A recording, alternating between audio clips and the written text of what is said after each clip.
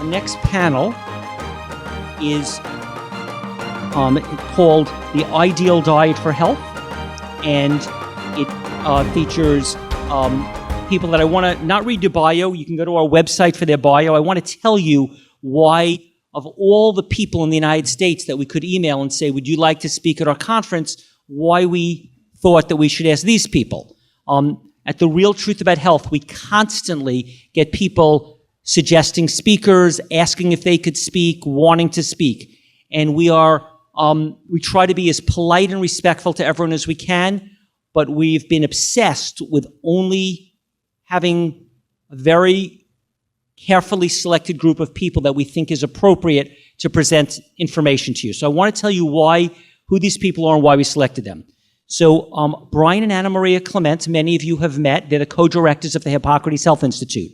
The reason that we are so interested in having them speak is this is what they do in the real world. Every single day of the year, people come to them with all different states of health, and they teach them about lifestyle and monitor their health and see what works and what doesn't. I consider them, they do the research, but they are really on the front line of what is happening, and we feel their information is not based on theory, it's based on what is actually happening.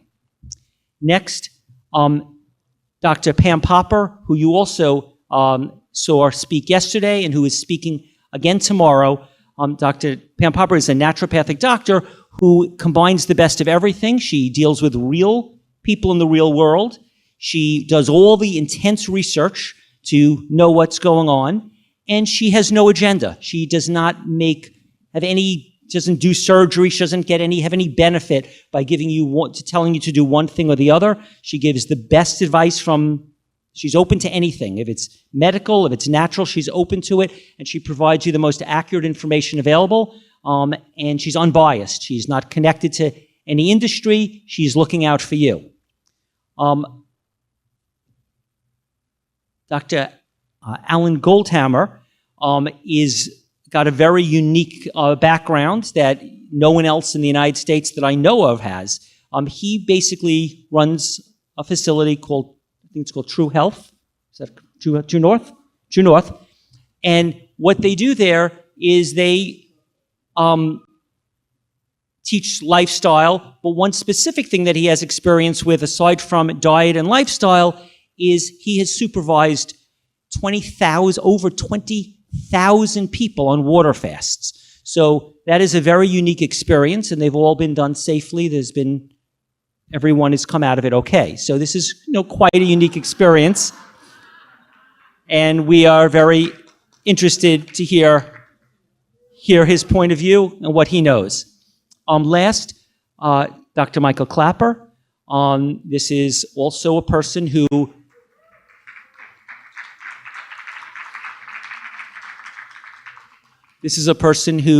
does the research, has the knowledge, has the real world knowledge, has been doing this for a very long time, and is one of the true experts in taking the information and offering it to us. He's got the medical doctor background, he's got the hardcore nutrition background, he sees people, he does studies. I feel very fortunate that we can tap into his wisdom. So welcome everyone, and I'd like to get started.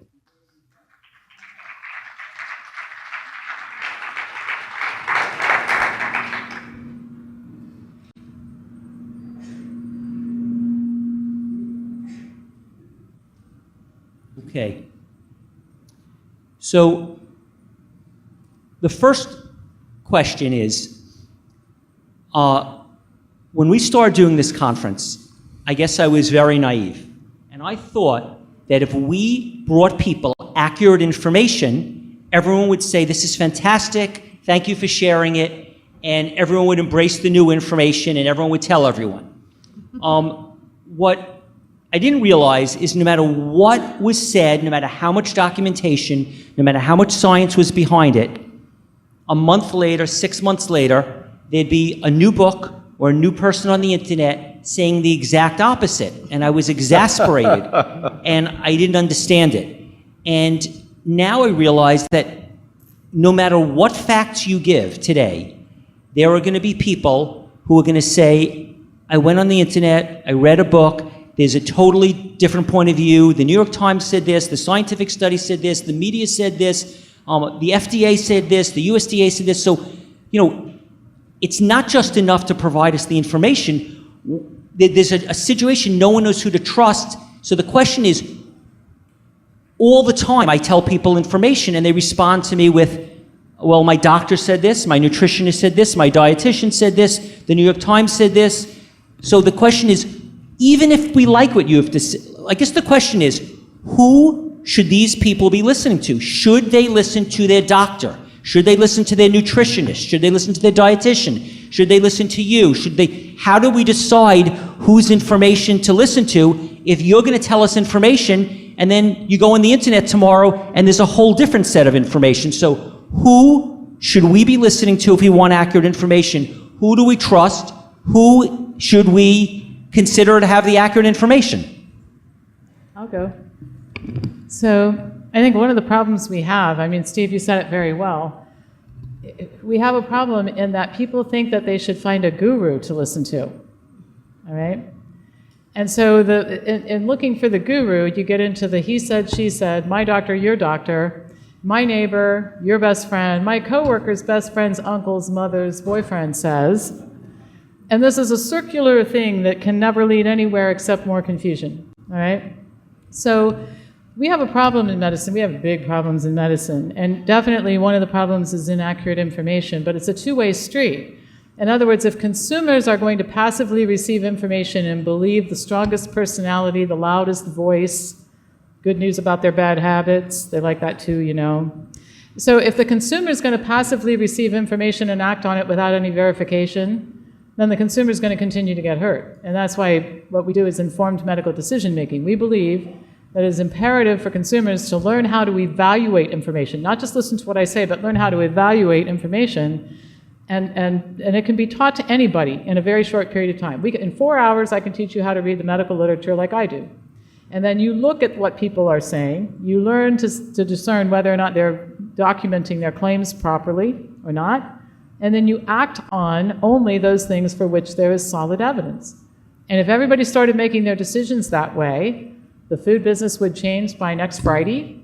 The medical profession would drop from $3.5 trillion a year to about $750 billion, and our problems would be solved. So eventually we have to change healthcare education. We've got to change the healthcare profession. But the place to start is for consumers to stop the he said, she said, and stop looking for a guru. I said this last night. You do not get in the car to go buy a house and say, listen, I'm looking for a real estate guru. I'm too stupid to figure out where to live, so just tell me where my new address is, and I'll be moving in there soon. Nobody does that, right? So don't do that with this either.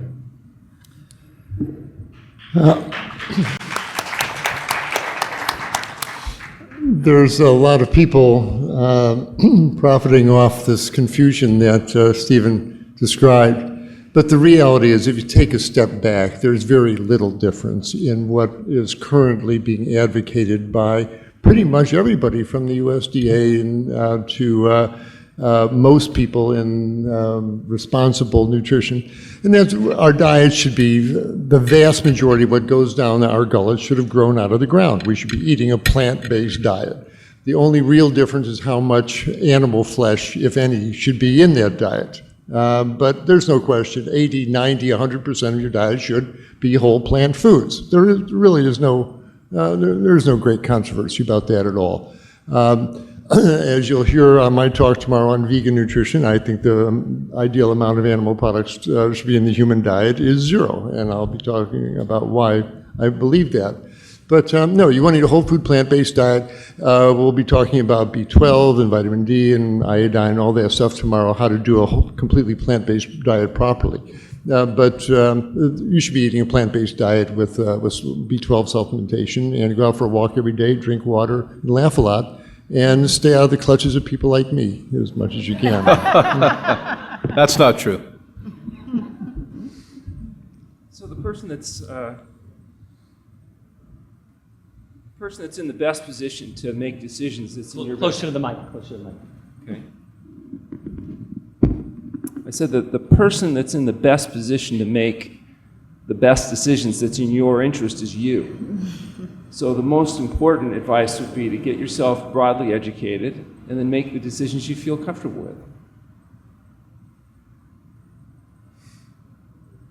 That's all you have to say, and he's correct.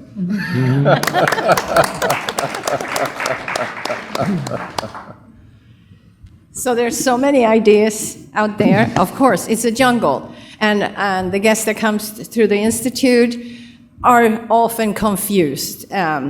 What about the paleo diet? What about this diet and the blood type diet? And you know, it's because there's so many roads to go. And it is confusing. And like you said, it's like you're looking for that guru. And, you know,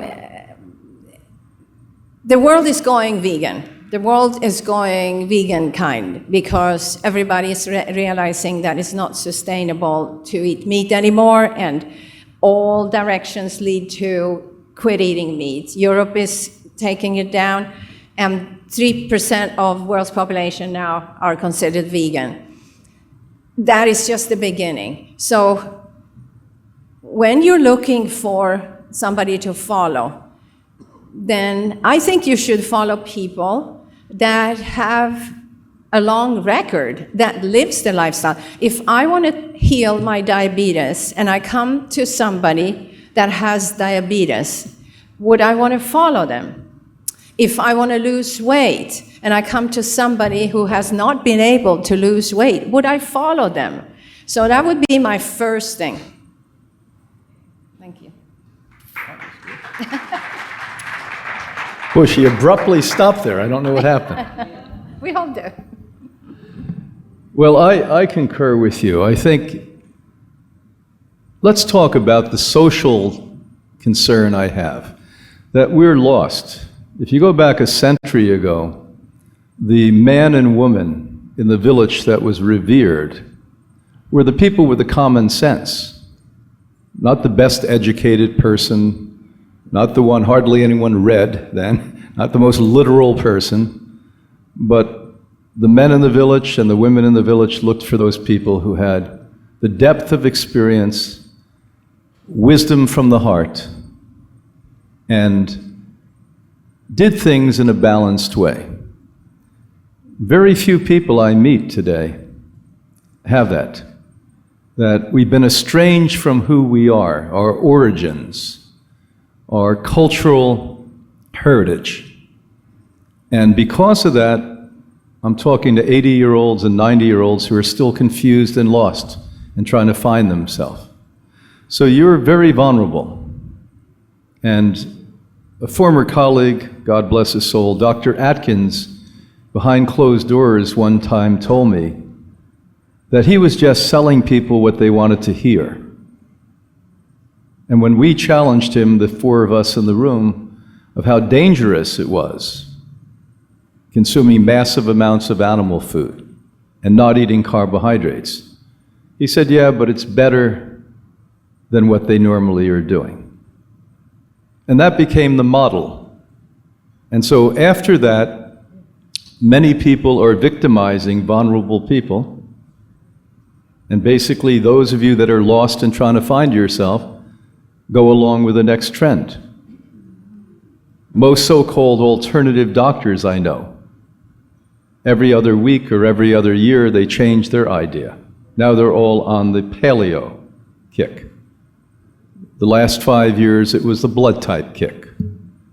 And this is what I've seen, that there's a lack of value-driven decisions.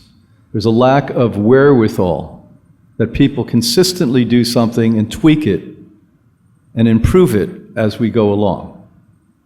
And so people get stuck on tradition. I'm not a big fan of tradition. Get stuck on the tradition of listening to your heart.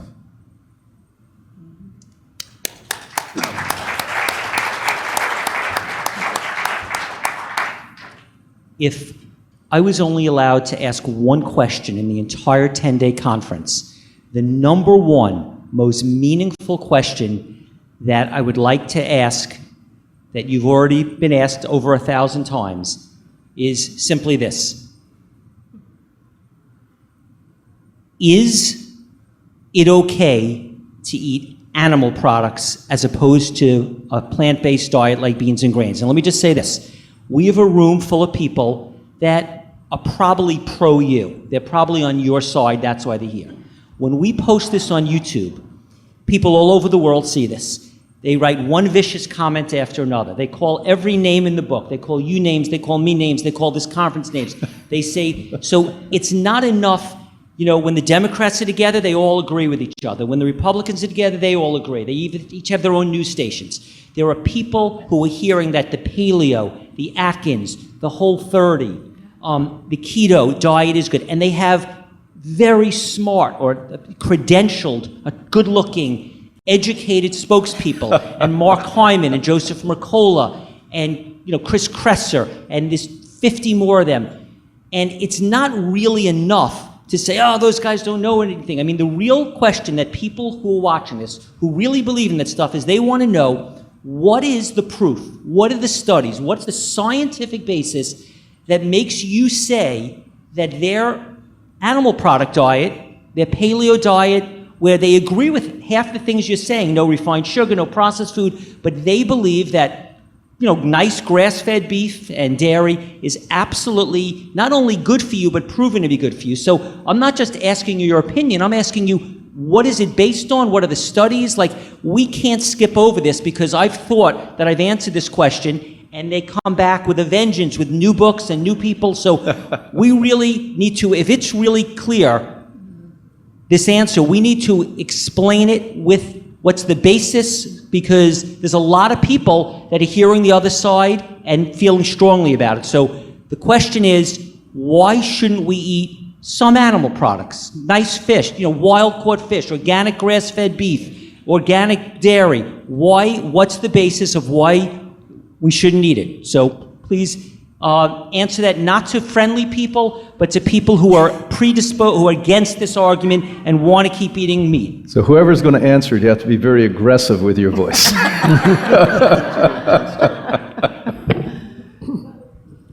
Well, I think we need to start with our anatomy. We basically have the same herbivorous digestive system that our gorilla and bonobo cousins have, and they're up in the trees tonight eating leaves and fruit, and none of them are taking Metamucil, none of them have high blood pressure. They know what to eat.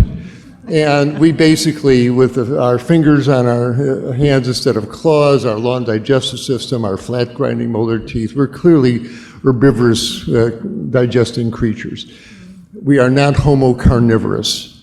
The paleo folks love that salty, chewy sensation on their tongue, but that is not the diet of advanced primates. Gorillas get together and hunt down gazelles and rip their flesh apart. We are plant-eating creatures.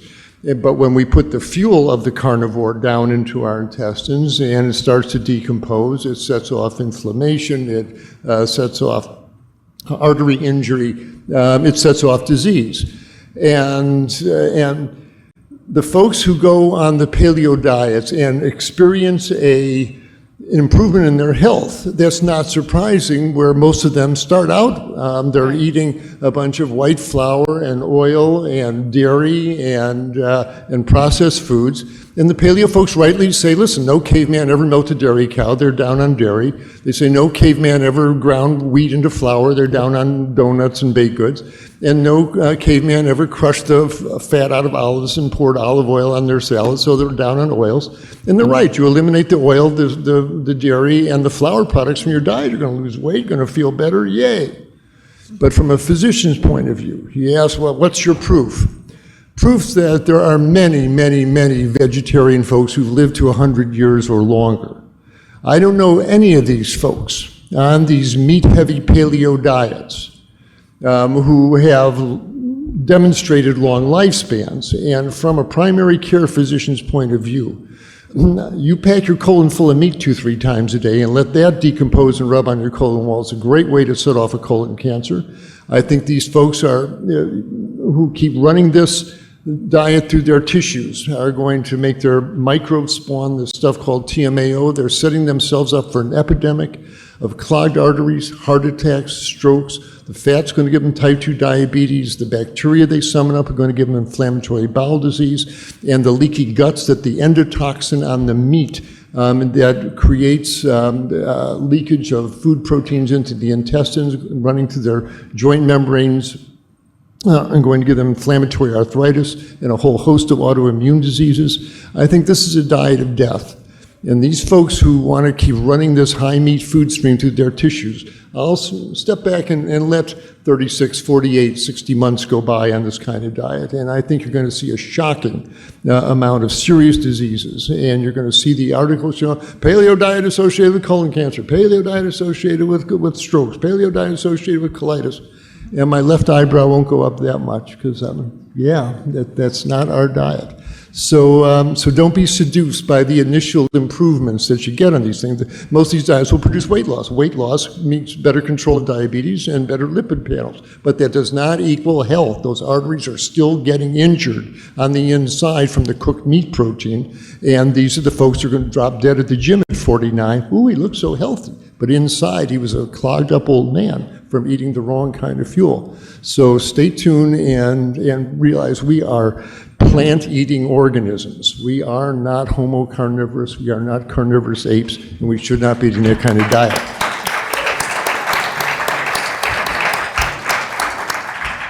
I listen to the paleo people, and I'm always enchanted at why somebody wants to spend a lot of time hypothesizing and talking about what people ate 1 million years ago, because we have great data on what people eat today and their health outcomes. And it seems like that would be a lot more reliable, yes? So let's stop hypothesizing about cavemen. I also think that the paleo diet, if you're going to adopt the paleo diet, you should adopt the paleo lifestyle. Like, what are you doing living in a condo in Manhattan, right? If you really want to be a hunter-gatherer, it seems to me you should be living out in the woods somewhere, hunting and gathering. But, and I could talk a long time about just debunking the whole paleo thing, because the energy cost of outrunning an animal, it can only come from carbohydrate. You really can take apart the argument pretty easily. I also, along that line, will tell you, if you do an internet search on paleo products, I don't know how many of you have done this, apparently in secret, these people really miss the carbs, because there's paleo pancake mix, paleo crackers, paleo pasta, paleo cookies, paleo brownies. So apparently they're all secret carb eaters, because some of these websites look like they do a land office business. I echo everything that you said. And if you look around the world, there's never been a successful population of people who have lived on an animal foods-based diet. And actually, many of the populations that the paleo people refer to are not thriving on an animal foods-based diet. So for example, they'll often talk about the Inuit who eat a high animal foods-based diet. They're the most osteoporotic people on the planet. And the other thing is, we now have some studies showing a direct comparison between the Inuits in Greenland, for example, or northern Canada, and the Caucasian population living in these areas, and their lifespan's about 20 years less than the Caucasian counterparts, and they aren't eating a great diet, by the way. They're just not eating a diet based on animal foods. I think one of the finest moments for our cause was when George Mann, who was a great outspoken proponent of animal foods-based diet, he used to talk about the Maasai and how healthy they were. I don't know how many of you read this article, but he was able to participate in autopsies on a few dozen Maasai men, and found that even though they were in their 40s, they had the arteries of 95-year-old American men. The average age at death for the Maasai is 42 for men. They die long before the effects of their carnivorous diet are apparent in degenerative diseases like heart disease and cancer. So there are no successful populations from a health perspective living on an animal foods-based diet. And I think that part of the appeal of paleo is good news about your bad habits. I want to eat animal food, give me permission to do it. I think the second thing is that they do point to short-term results, but I will tell you that if you look in the medical literature, almost any diet people consume for 90 to 120 days causes weight loss and some improvement in biomarkers. It's the long term. I don't know anybody I've never had anybody come into my office and say, you know what, I would like good health for 120 days, please. And then after that, I don't care. It's really anything goes after that. People come into my office and they say, look, I'm 45 years old. I'm really concerned about my health. I'd like to live to be 100 and see my kids graduate from college and my daughter get married and have grandkids and see the world with my wife after I retire. That's the story that I get. And none of these animal foods, high-fat, high-protein diets will deliver that outcome. So we've had a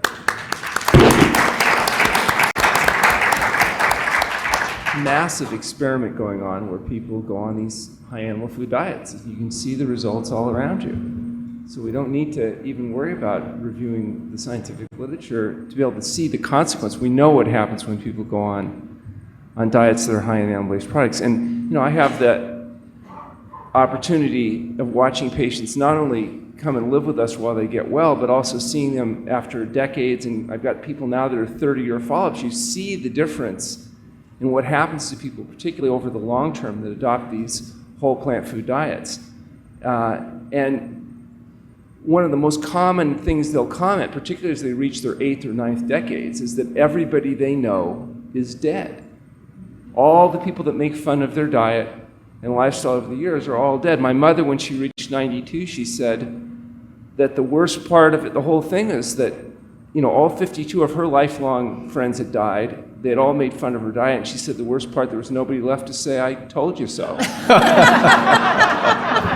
And she said, "Alan, you need to tell your patients, make younger friends."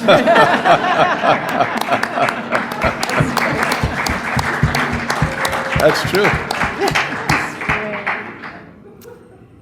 Well, and I think one of the most intimidating things is when people tell you what you should be doing, isn't it? When somebody tell you you shouldn't eat this, you shouldn't do that, it's very intimidating. And I think all of us, especially who are vegan, have gone through that with our own family because they don't know how to feed us anymore, so they feel really lost.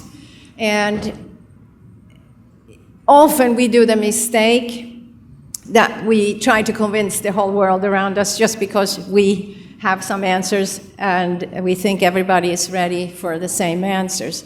So I can see, like Stephen said, that people are upset too, but this thing with this real truth about health is about changing the world and changing people's health, and this is for our compassion and empathy for all the people in the world, because we have answers, and it's not like we try to put answers onto you that we don't have proof, that we don't see. Every day we see people flourish, we see people be happy, we see their blood tests. I mean, it's a no-brainer that you are going to improve on a diet like this.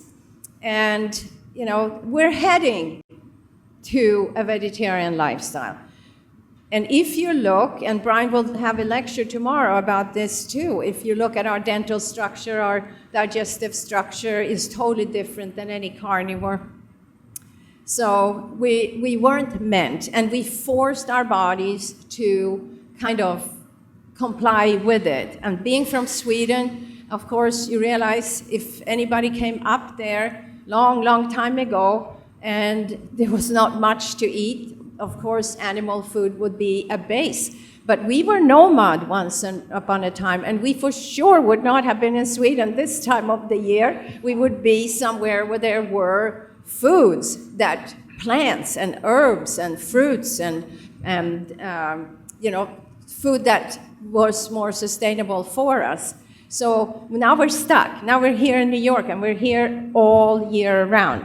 And we try to find foods that can bring health to us. And the more the community grows into this, the easier it will be. Of course, like anything that we take for granted. We take the cell phone for granted, and now I can have it with me. I can ask Siri where to go. And I said to Brian, we can be in France, and we're driving around like we know where we're at.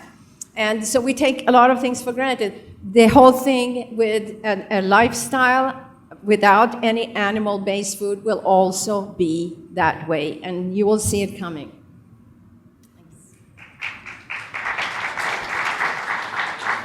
So to get back to your very clear question, is there research? Well, one of our colleagues, he's been here at The Real Truth About Health, Michael Greger, he's dedicating his entire life to give you overwhelming amounts of research. You couldn't read it all. I don't know how he reads it. On plant-based diets and the application they have for health. Dean Ornish was wise many years ago. He did what I call softball studies, but sadly the world works around these scientific studies. And he did what I call the easiest thing, looked at cardiovascular disease, and then later diabetes, and then recently prostate cancer, and showed on a plant-based diet, maybe not even the perfect plant-based diet, but a plant-based diet, and just relaxing, calming down your mind, there was stunning improvements. If you look at Dr. Williams, who I believe is speaking during the conference this time, he was here last year, formerly the president of the Cardiovascular Association in the United States, just showed that the so-called ketogenic diet has a 27% higher incidence of mortality. So if you want to have 27% greater chance of dying, great thing to do. And then you come to the institute that Anna Marie and I have had the privilege to direct since 1980 and have been in existence before any of these diets came along, since 1956. And we do the inverted. We watch what happens when people come to us on animal diets.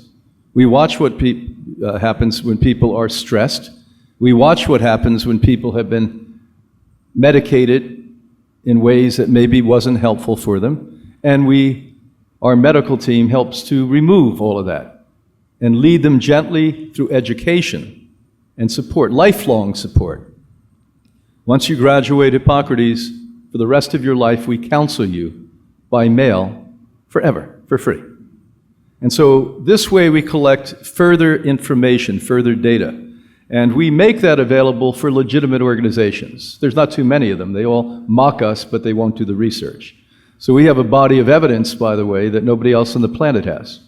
63 years of working with hundreds of thousands of people on a plant-based diet and some of the sickest people in the world. So we've had the Germans come in, German university came in, and they were stunned. They had to keep rerunning the numbers because the average drop in cholesterol is 50 points in the 15 days between the blood test, because everyone gets an extensive blood test at the beginning and at the end. And we have people every single week, and you can come, any doctor listening in the world, we invite you to come to Doctor Days. We'll open our books to you if you're a legitimate doctor, and we'll show you. We get 150-point drops sometimes.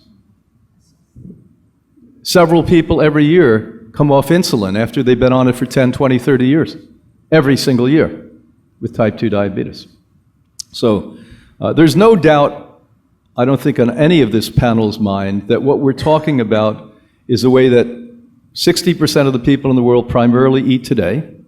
If you're an animal consumer, you're in a minority out there.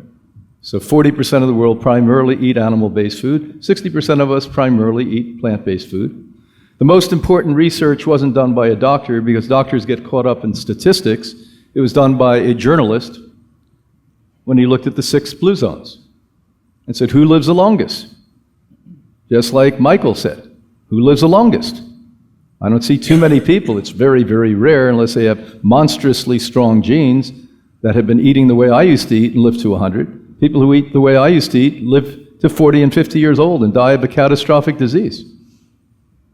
And so the blood type diet is a theory. Good people. I don't say the Diadamas are bad people. They're just wrong on this one. I don't say the paleo people are wrong. Nobody has to be wrong. Everyone's at a different place. As a matter of fact, you're being cheated today because we don't know, none of these panelists know what we're going to know tomorrow. But the difference is I assume that my colleagues here, like Anna and I, are always open to say, we've now learned more, we've grown more, we have more experience. So it's not right and wrong, it's historic, it's proven, and I can assure you, at Hippocrates, we know this is the way people should eat.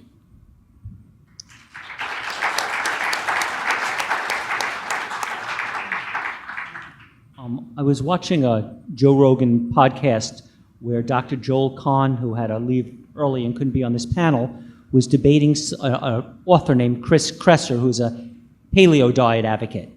And Chris Kresser was saying that there have been 9 studies on longevity, and that what they found was that eating dietary cholesterol that you'd find in animal products does not lead to higher rates of blood cholesterol in most cases.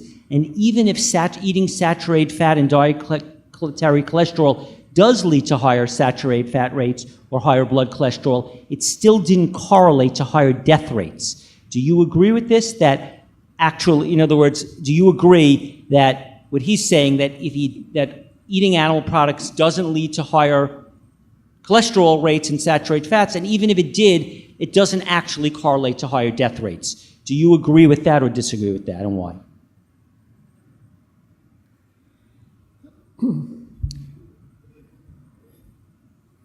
There is a lot of complex chemistry that goes into the formation of an atherosclerotic plaque.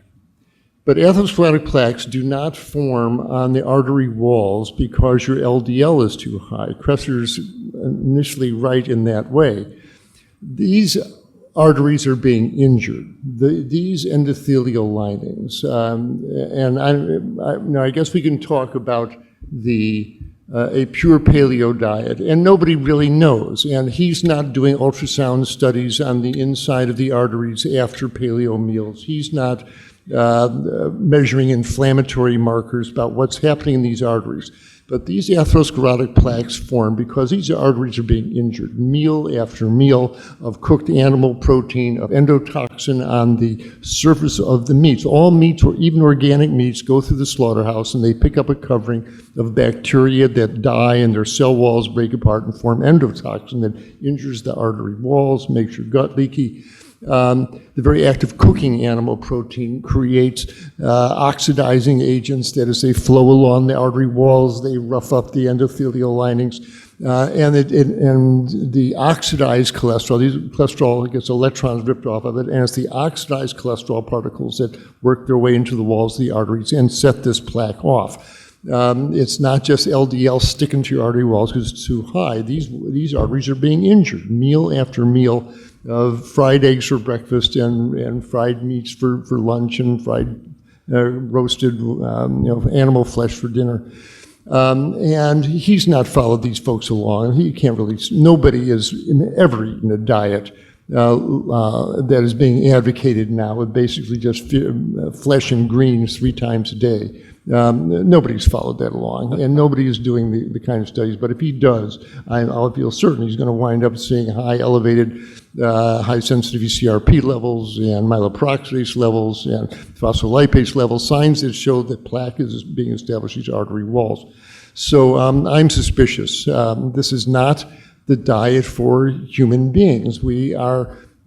Humans did not develop the mechanisms to eat cooked flesh 3 times a day. This never happened in human history before. It only happened since World War II with all the subsidized grain and soybean production that's allowing these burgers to be sold for $1.50 or $2. And so this nonstop flesh parade that's going down our guts. This has never been done before. And every 30 seconds in this country, someone drops dead with a heart attack from artery disease. So I think anyone who tells you that this does not affect longevity, does not affect artery health, really hasn't done the studies to make that statement.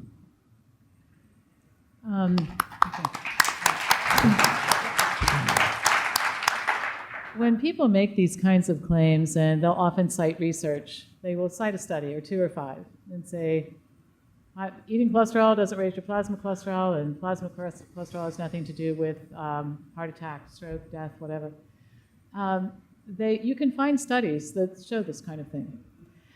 In fact, you can find studies that show almost anything you want to talk about in the medical literature. That's true. And the important thing is that you don't cherry pick studies, but you look at the preponderance of the evidence. So one crystal clear example I can give you is I could present 20, 25 minutes worth of information with a PowerPoint slide set showing you that smoking is actually fine to do. It has benefits, in fact. And I could cite articles that were published in the New England Journal of Medicine and the Journal of the American Medical Association But it would be very disingenuous to do this because the overwhelming preponderance of the evidence is that smoking cigarettes is really high-risk activity that often leads to lung cancer and other significant problems. So it's very deceptive. You have to be very careful when somebody says, I have research studies that show X, Y, and Z. Well, I'll give it that you probably do. But what's the significance of those studies? How well were they performed? Did you cherry pick? Or what does the preponderance of the evidence show? I'll just give you one example of how you can skew research to show that dietary cholesterol and plasma cholesterol doesn't matter. If you take people who are already eating an animal foods-based diet, and they're taking in a few hundred milligrams of cholesterol a day, and you add more dietary cholesterol, it doesn't increase their plasma cholesterol much, and it doesn't increase their risk factors much. And the reason is because they've kind of reached cholesterol saturation, okay? So then you can pronounce to the world, if you're the egg board, the dietary cholesterol doesn't matter. Eating eggs doesn't matter. It doesn't change your risk factor at all.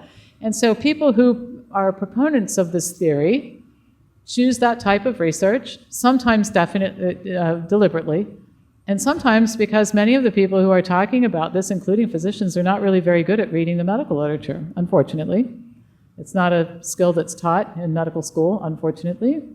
And so the public is confused because the person appears to be documenting what he or she is saying, and they are, but just using the wrong documentation. If they actually used the accurate documentation, they would change their mind about all of this.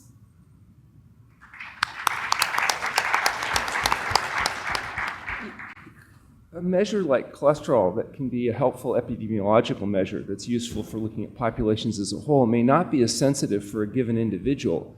80% or more of your cholesterol is produced endogenously. So the idea that one person's cholesterol may be higher than another person and they not necessarily have concomitant increased risk may be true. There's other markers that are more sensitive indicators for an individual what their risk factor is. So the fact that even in Ornish's studies, which make a pretty strong case for the value of a plant-based diet, there wasn't a good correlation with cholesterol levels. What there was a good correlation with is what the people were eating. So if you were on a plant-based diet, your vessels were opening up, more predictive than what your absolute level of cholesterol happened to be. So I think we have to be really careful when we're looking at taking a particular number, particularly something like a biomarker like cholesterol, and taking it out of context.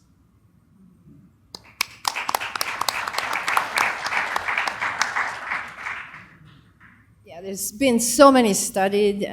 We went to see Kenneth Cooper in Dallas, who has an institute who's worked with cholesterol, HDL, LDL ratio, and proven how much exercise have to do with fixing, especially for athletes that he's working with. And of course, Dr. Esselstyn that we're working with in Lithuania, which now is the first lifestyle institute university in the world that has been done with the help of Esselstyn, Hippocrates, and so many other. Harvard, Yale, Loma Linda. It's just amazing. So we have a lot of studies that comes together at that university. And people can have master's degree in lifestyle now. So a lot of doctors actually are doctorates are going over there to do that. And, the thing is, all the gonad hormones, your progesterone, your estrogen, your testosterone are made from cholesterol. So if I'm worried about having too high estrogen, too high testosterone to make different diseases happen, including cancer, cardiac problems, you see that the change what people go through when they go on a vegan diet is absolutely where we were supposed to be. Yeah, and some people will have higher cholesterol no matter what they do, but they will have a good HDL ratio. They will have a good LDL ratio. And that happens here all the time. So, if you look at balance, it's all about balance. We're not all going to have the same number. I found that some people have too low cholesterol.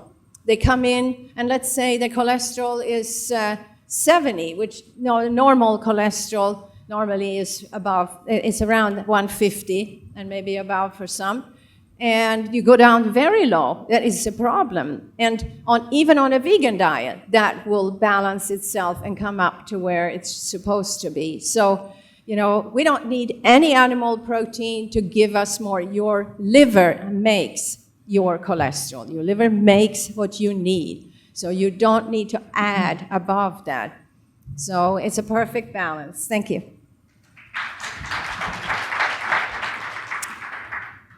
So let's start first with the premise that we were never meant to eat meat, eggs, milk from the bosoms of another species. It's sort of a perversion that we do these things. And so seemingly, cholesterol is important. It's so important, recent studies show that practically every centurion has high cholesterol. And so, if we're not meant to eat meat, and the body produces, as Anna just alluded to, out of the liver and gallbladder, this cholesterol, then a healthy lifestyle, a healthy diet, which includes essential fatty acids. And all plants have essential fatty acids. Even lettuce has essential fatty acids in it. If you're in certain regions, the tropics, Florida for instance, in my backyard I grow coconuts. Coconuts have saturated fat. Out of all plants, it has more saturated fat than any other. Palm oils. Does that mean that people in Northern Europe who chose to settle there unwisely, they were supposed to eat coconuts? Or does it mean nomads who went down there for 2 or 3 months every year? Maybe they needed that much in their diet. And maybe they weren't along the coast and they never saw a coconut. So there's a lot of variables, but the one thing I can assure you is that the body, when it's healthy, will give you more than enough cholesterol for the brain, the energy system, the metabolism, the mitochondria, the immune system, without any fail. So I would like to invite, maybe next year we have a panel with a lot of these so-called experts from the newbie ideas. And I'd love to debate some of these people.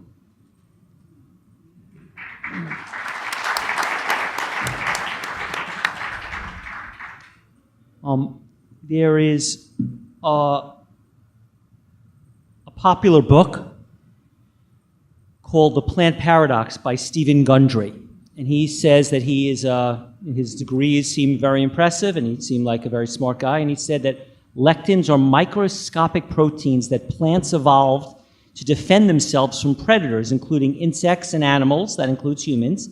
They are essentially indigestible and have the unique ability to increase the permeability of your intestines. This means they can pass through the wall of your gut and will be treated as foreign invaders by your immune system. This causes an inflammatory response which can set the stage for a host of diseases as well as weight gain. And he says what foods are rich in lectins, and he says generally speaking all grains and legumes have more lectins than anything else. He says in some cases pressure cooking can destroy the lectins, but the lectins are in, generally speaking, in all grains and legumes have more lectins than anything else. They're also in nightshade vegetables, squashes, and select nuts and seeds are also rich in lectins. Do you agree with Dr. Gundry? I really found it disheartening when I started learning the message that this gentleman is promulgating, that all of a sudden beans and tomatoes are unhealthy for you, and it's a major cause of disease and death in Western civilization. I've been a physician 47 years. I've pronounced a lot of deaths. I've never written on the death certificate lectin overdose or death by tomato. Death by tomatoes, and it's sad. And as was mentioned earlier, if you read a book called The Blue Zones, Dan Buettner goes around the world and looks to see the places where you have the most centenarians living, the most people live to be 100. What are they eating? The one food that in all 7 blue zones everybody eats are beans. It's a staple of all long-lived societies. And if this was, this was a toxic food that made people grab their bellies and retch violently on the ground, you wouldn't see these old lovely folks in Okinawa and in Greece working in their garden at 102 eating tomatoes and beans. It's silly. And he's taken one small little corner of biochemistry and written this whole confabulation about it. Lectins are on the surface of raw beans, and you don't want to eat raw beans. That's true. Beans should always be cooked so they're soft enough so you can squish them between your fingers. And if they're that soft and well cooked, then the lectins are not an issue. And the same thing, if tomatoes cause you any distress, don't eat them. But by and large, the lectins in tomatoes really are. It's a non-issue.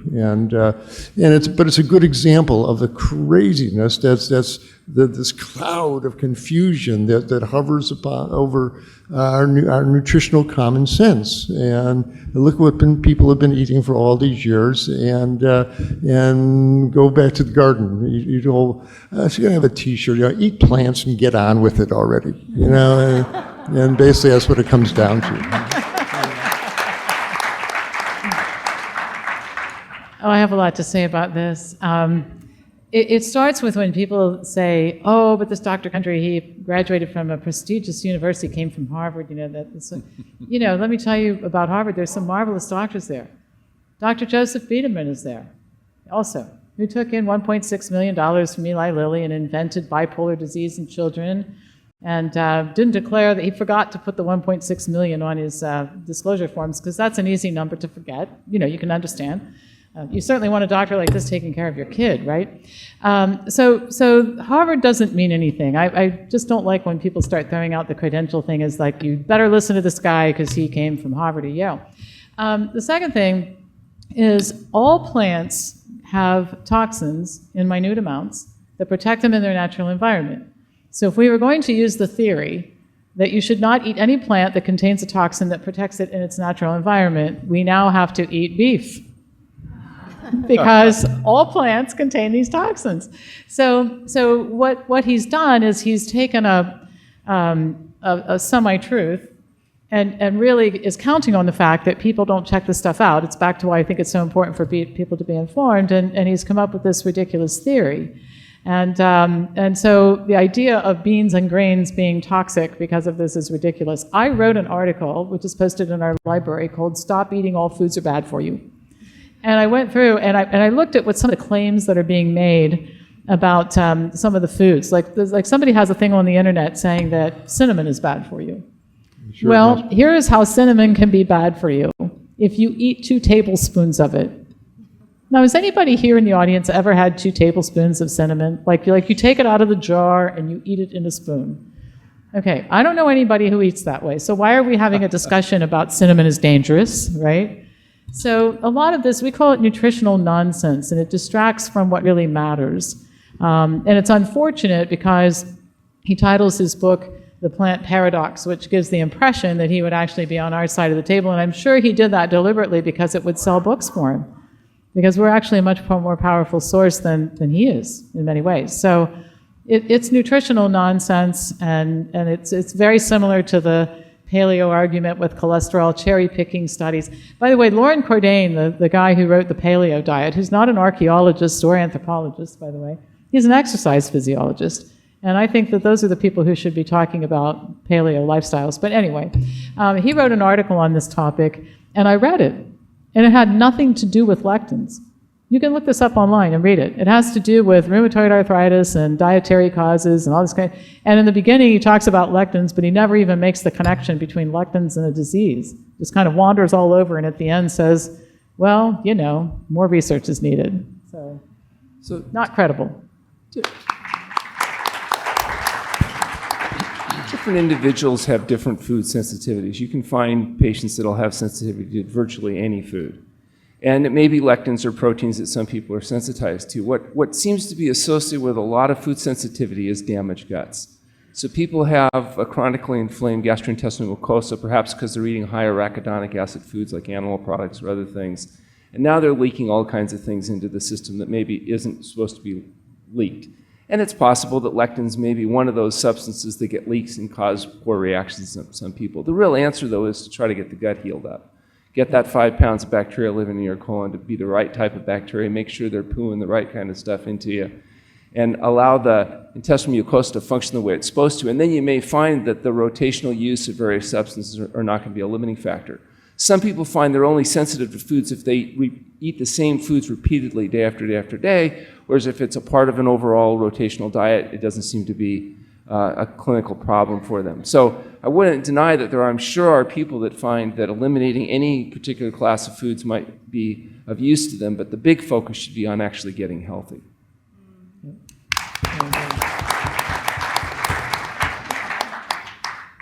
You know, it's sad that people come up with ideas that really don't have a base and really confuse people for a buck.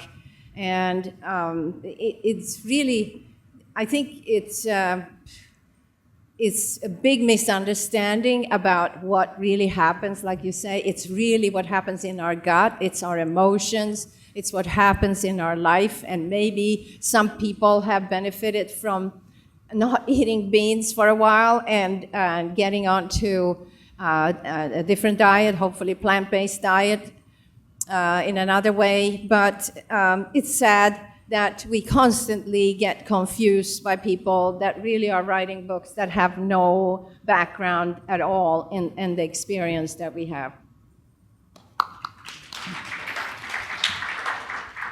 Back in the 1970s, we were, of course, founded in Boston, and a lot of the researchers and a handful of physicians were so enamored with what was going on because they would see patients and tell them they have fatal or critical problems, and they would often come back and say, well, we're drinking grass and getting better. So some of these men came, and women, few women, came and said, look, at night, you know, the laboratories are open at Tufts. So we were being challenged at that point about telling you to consume raw seeds. Now remember, nuts, grains, beans, all of these are seeds from a plant. So what is this gentleman's calling lectins, we used to talk about as enzyme inhibitors. Now this is worth talking about because it's the miracle of nature that every plant, which was here pretty much, the origins of these plants, hundreds and hundreds of millions of years before humans. Remember, we didn't show up until 10,000 years ago as Homo sapiens, had a natural occurring pesticide on them. Now think about the brilliance of nature, the universe. Why? Because that species of plants understood that the bugs would never wipe it out, that the animals would never wipe it out. And so, think about that. Once you germinate them, you don't have to cook these things. You germinate them, and you give life to them. So, it's remarkable, these sedentary seeds in dry conditions, dark and cool, we know from Egypt can live up to 2,000 years and be germinated at a high degree. That's within itself puts me in awe when you think about it. Well, these so-called lectins or enzyme inhibitors go away at that point. And so this labor of love, I'm sure this man is not attempting to harm you, which became spectacularly popular for a health book. Millions and millions of copies have been sold. And as Pam so wisely said, most of you are in awe of big credentials rather than big experience, meant well. But I forgive him for being so wrong and potentially hurting so many people in the world.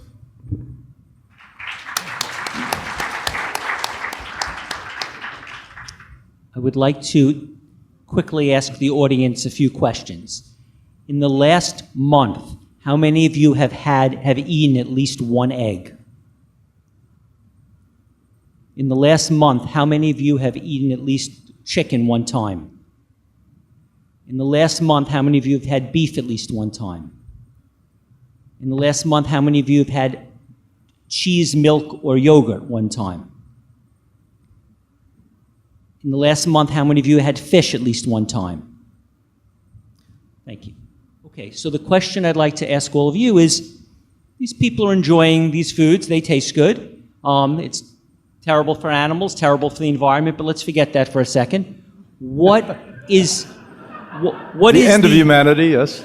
What is the benefit? If you're saying, a lot of people are saying, look, so I don't live to 92, I live to 87, I'll take it. I don't live to 94, I live to 88, it's not so bad. So what's the reason? A lot of people aren't after perfect health to live to 105. They're saying, I just want to have a good, healthy life. Like, what is the reason I wouldn't smoke cigarettes is the outcomes seem terrible. But it seems like there's a lot of people in their 70s and 80s, some in their 90s who are not vegan. So why should these people do what they consider extreme when it's socially nice and easy to just have a little fish, a little chicken? Why not moderation? Like, why not like chicken, once a week, fish twice a week, only eat eggs on the weekend? Like, why can't these people, what's the downside? What's the downside to having some animal products? Well, one downside is premature death and disability.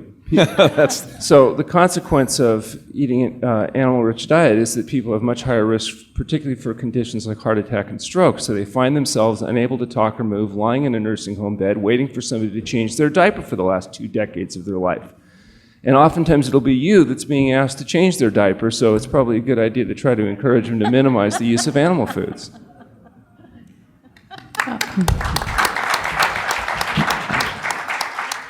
I'll be a bit the contrarian in this group, and some of you probably expect what I'm going to say.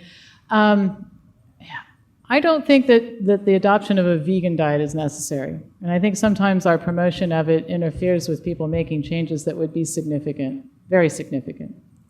And so our diet does not call for people to be vegan, although I'm not shy about recommending it to people who I think must do it because they have health issues.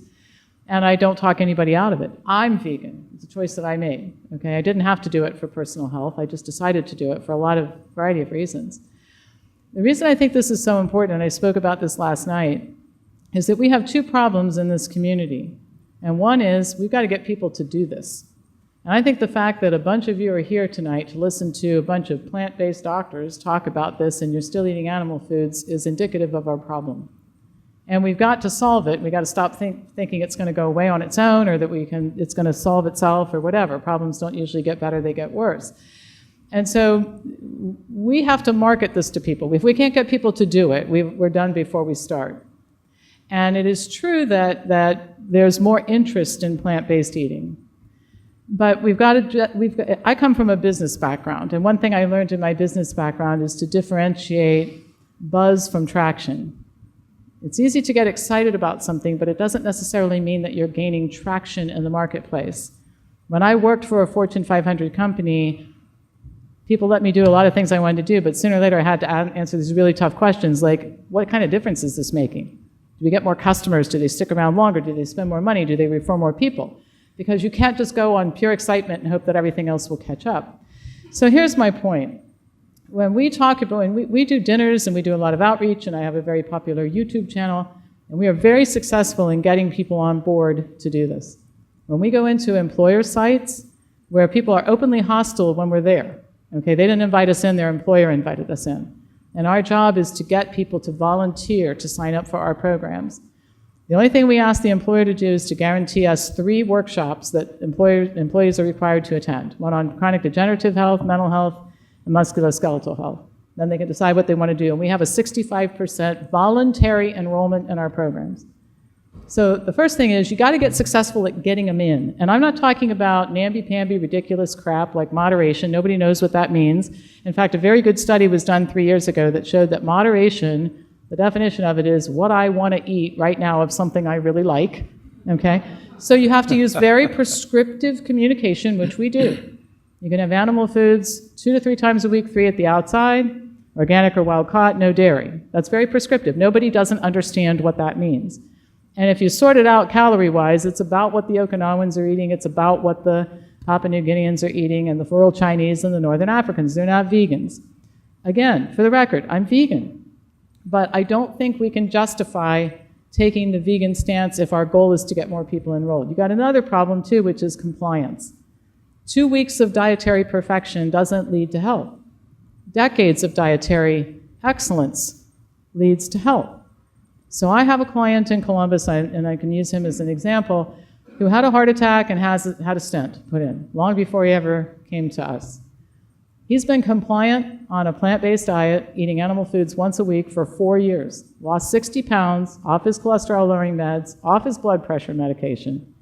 And I'll take my people who eat some animal foods and stick with this for 4 years and put them up against 2 weeks of dietary perfection any day of the week, and my people will win in terms of long-term health.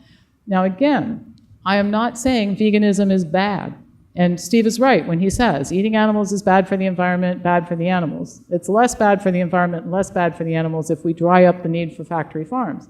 And if everybody did what I'm talking about in the United States of America, there would be no demand that would fuel a factory. You couldn't afford to have a factory farm in the United States if everybody dropped back to 2 or 3 servings a week. And we can sell that easier than we can veganism. And I think Steve used the term extremism, and I think that's sometimes how it's perceived.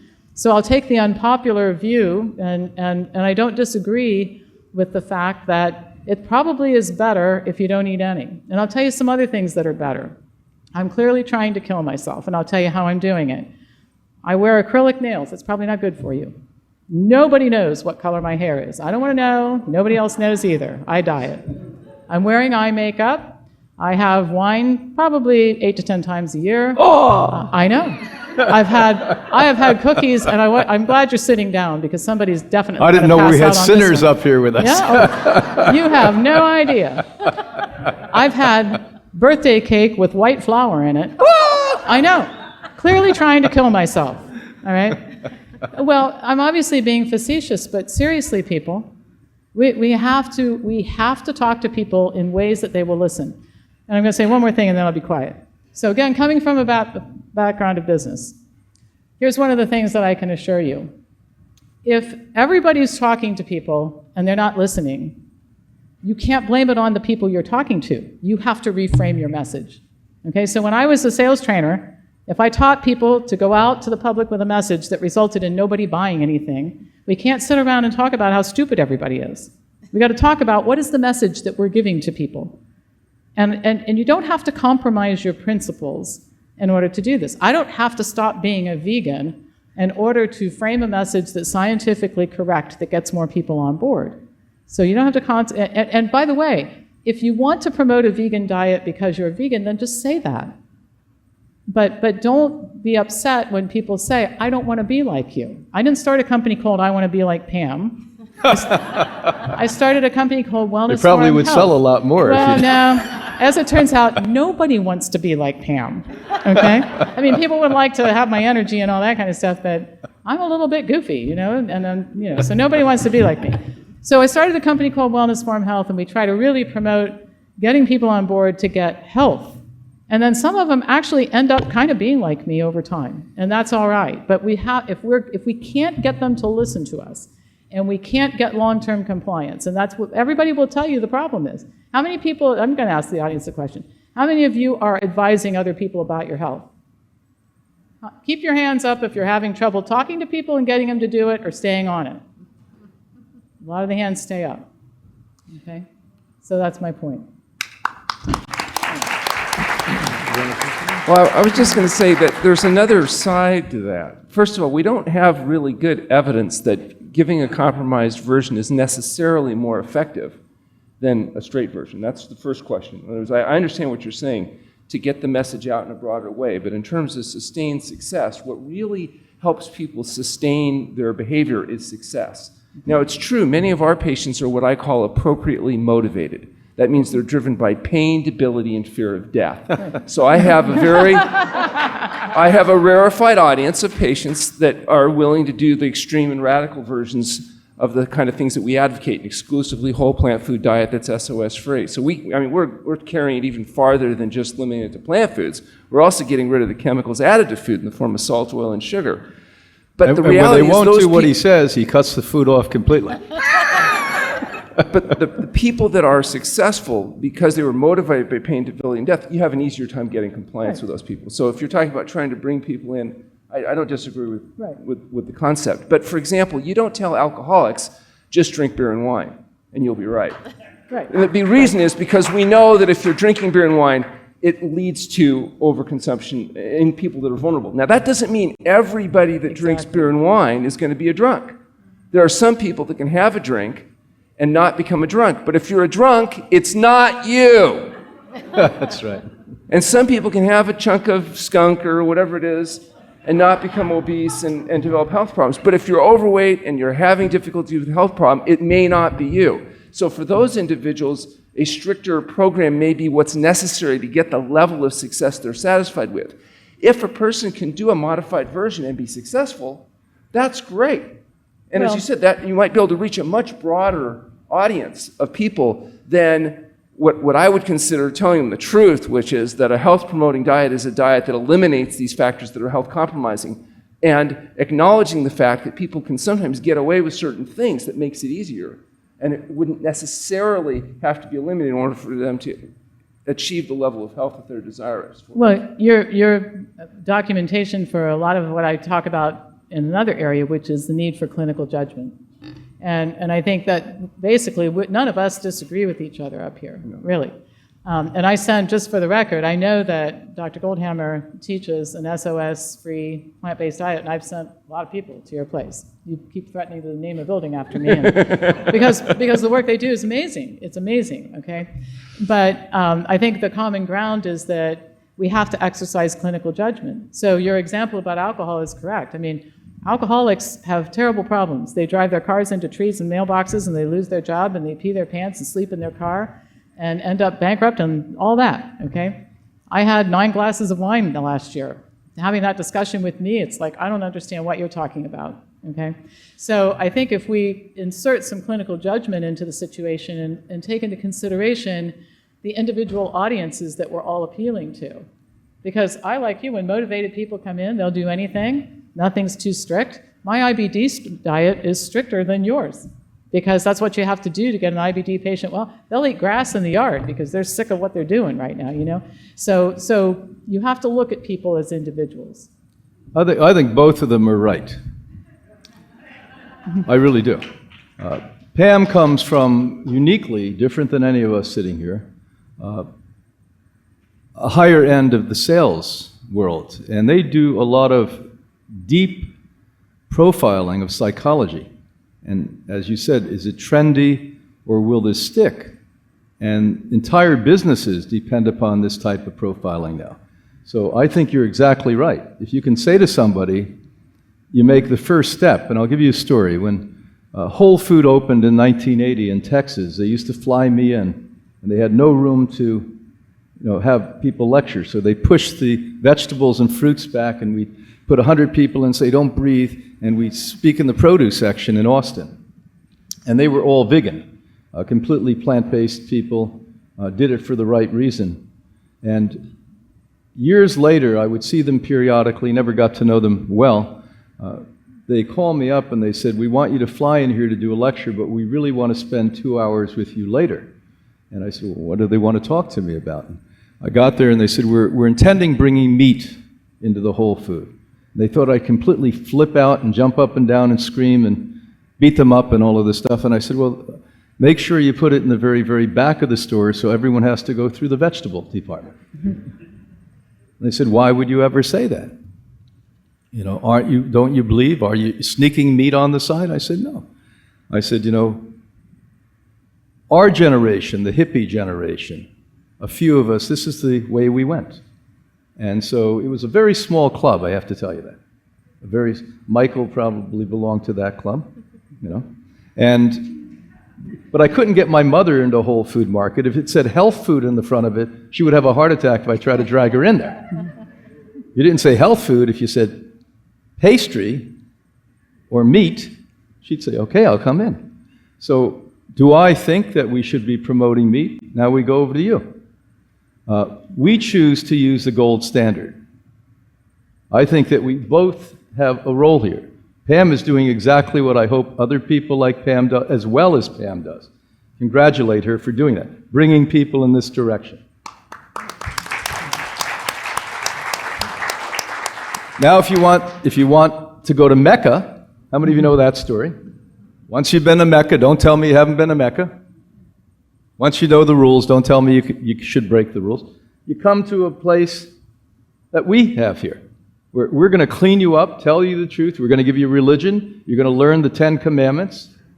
And then it's up to you. Do you aspire to live at this level or not? And I'm not going to say everyone who's ever come to Hippocrates sticks to this. They don't. But 80% of our guests come back, and many times they say, well, I'm better this year than I was last year. I'm better this month than I was the next month. So whatever it takes, if we're moving in that direction, and I don't consider veganism trendy, we've done some real data and statistics. We're working with James Cameron on this point, and the people who own Virgin Air and all of this. The fact of the matter is, this is not a trend. This is the direction we're going in. Maybe we have to get everyone and do kumbaya and work together and love each other on this one.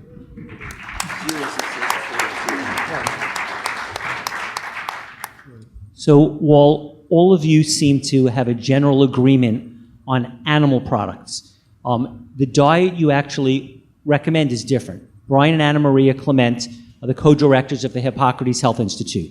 They're recommending a diet where twice a day you'd have 2 shots of wheatgrass. Twice a day, you'd have a 16-ounce green juice made up of sunflower sprout juice and celery juice, or all sunflower sprout juice, and you'd have 2 big salads that would be filled with sprouts, sunflower sprouts, clover sprouts, radish sprouts, alfalfa sprouts, lentil sprouts, sprouted beans, the same beans and grains that you're talking about, but sprouting them. And then what they're saying is, that's ideal, but they understand that some people aren't willing to do it, so they say, as little as you can, add the olive oil and lemon juice. And if you have to, you throw in some Bragg's liquid amino for salt. Now, it sounds to me, Dr. Goldhamer, Dr. Klaper, and Dr. Popper, that what you're saying is don't worry about the raw part. Eat beans, eat whole grains. Whole grains is quinoa, millet, amaranth, teff, buckwheat, wild rice. Beans are all the beans, chickpeas, lentils. So you're saying beans, grains, vegetables, squashes, fruits, nuts and seeds, but you're saying no salt, no oil, no sugar. So would you comment on, if I've misrepresented it, please let me know, and then let me to know the difference, what you think is the difference, why you recommend your diet as opposed to the others. Okay, so first of all, we recommend a diet exclusively of whole plant foods, with the exclusion of chemicals that are added to food that fool the satiety mechanisms of the brain, including sugar, oil, and salt. The diets that we recommend obviously have to vary a little bit individual to individual, but generally they're calorically sufficient, with about 70% of calories coming from plant-based carbohydrates, and about 10 to 12% of calories from protein, about 15 to 18% of calories from fat. So this would mean is you'd basically get people to eat as much raw vegetable material, steamed vegetable material, appropriate amounts of fruit, up to an ounce of nuts or seeds a day. And if people eat enough of those plant-based foods, there's really not that much room left for anything else. And that's really the key to it, is getting people to eat enough of the salad and steamed vegetables so that they reach satiety, get their nutrient needs met, and avoid the dietary excess that makes people fat, sick, and miserable in our society. Well, that was a dramatic ending.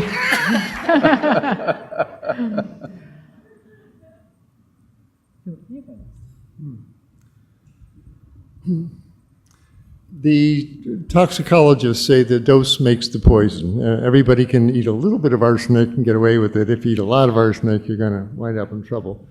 And there's some significant controversy or discussion about how much, if any, added salt. Are very, very, very low salt diets really healthy? And I find there's no real evidence that literally a pinch of salt, 1/8 of a teaspoon on the surface of vegetables at the table raises the risk of any serious disease. And especially, as I'll be saying tomorrow in my talk on vegan nutrition, if you're looking for iodine, a little bit of iodized salt would be a nice way to make sure you have iodine sufficiency.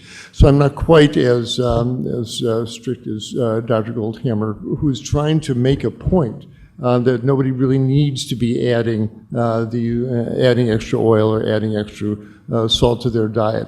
I'll allow it unless I've got someone with runaway high blood pressure or someone with autoimmune disease where sodium is a factor.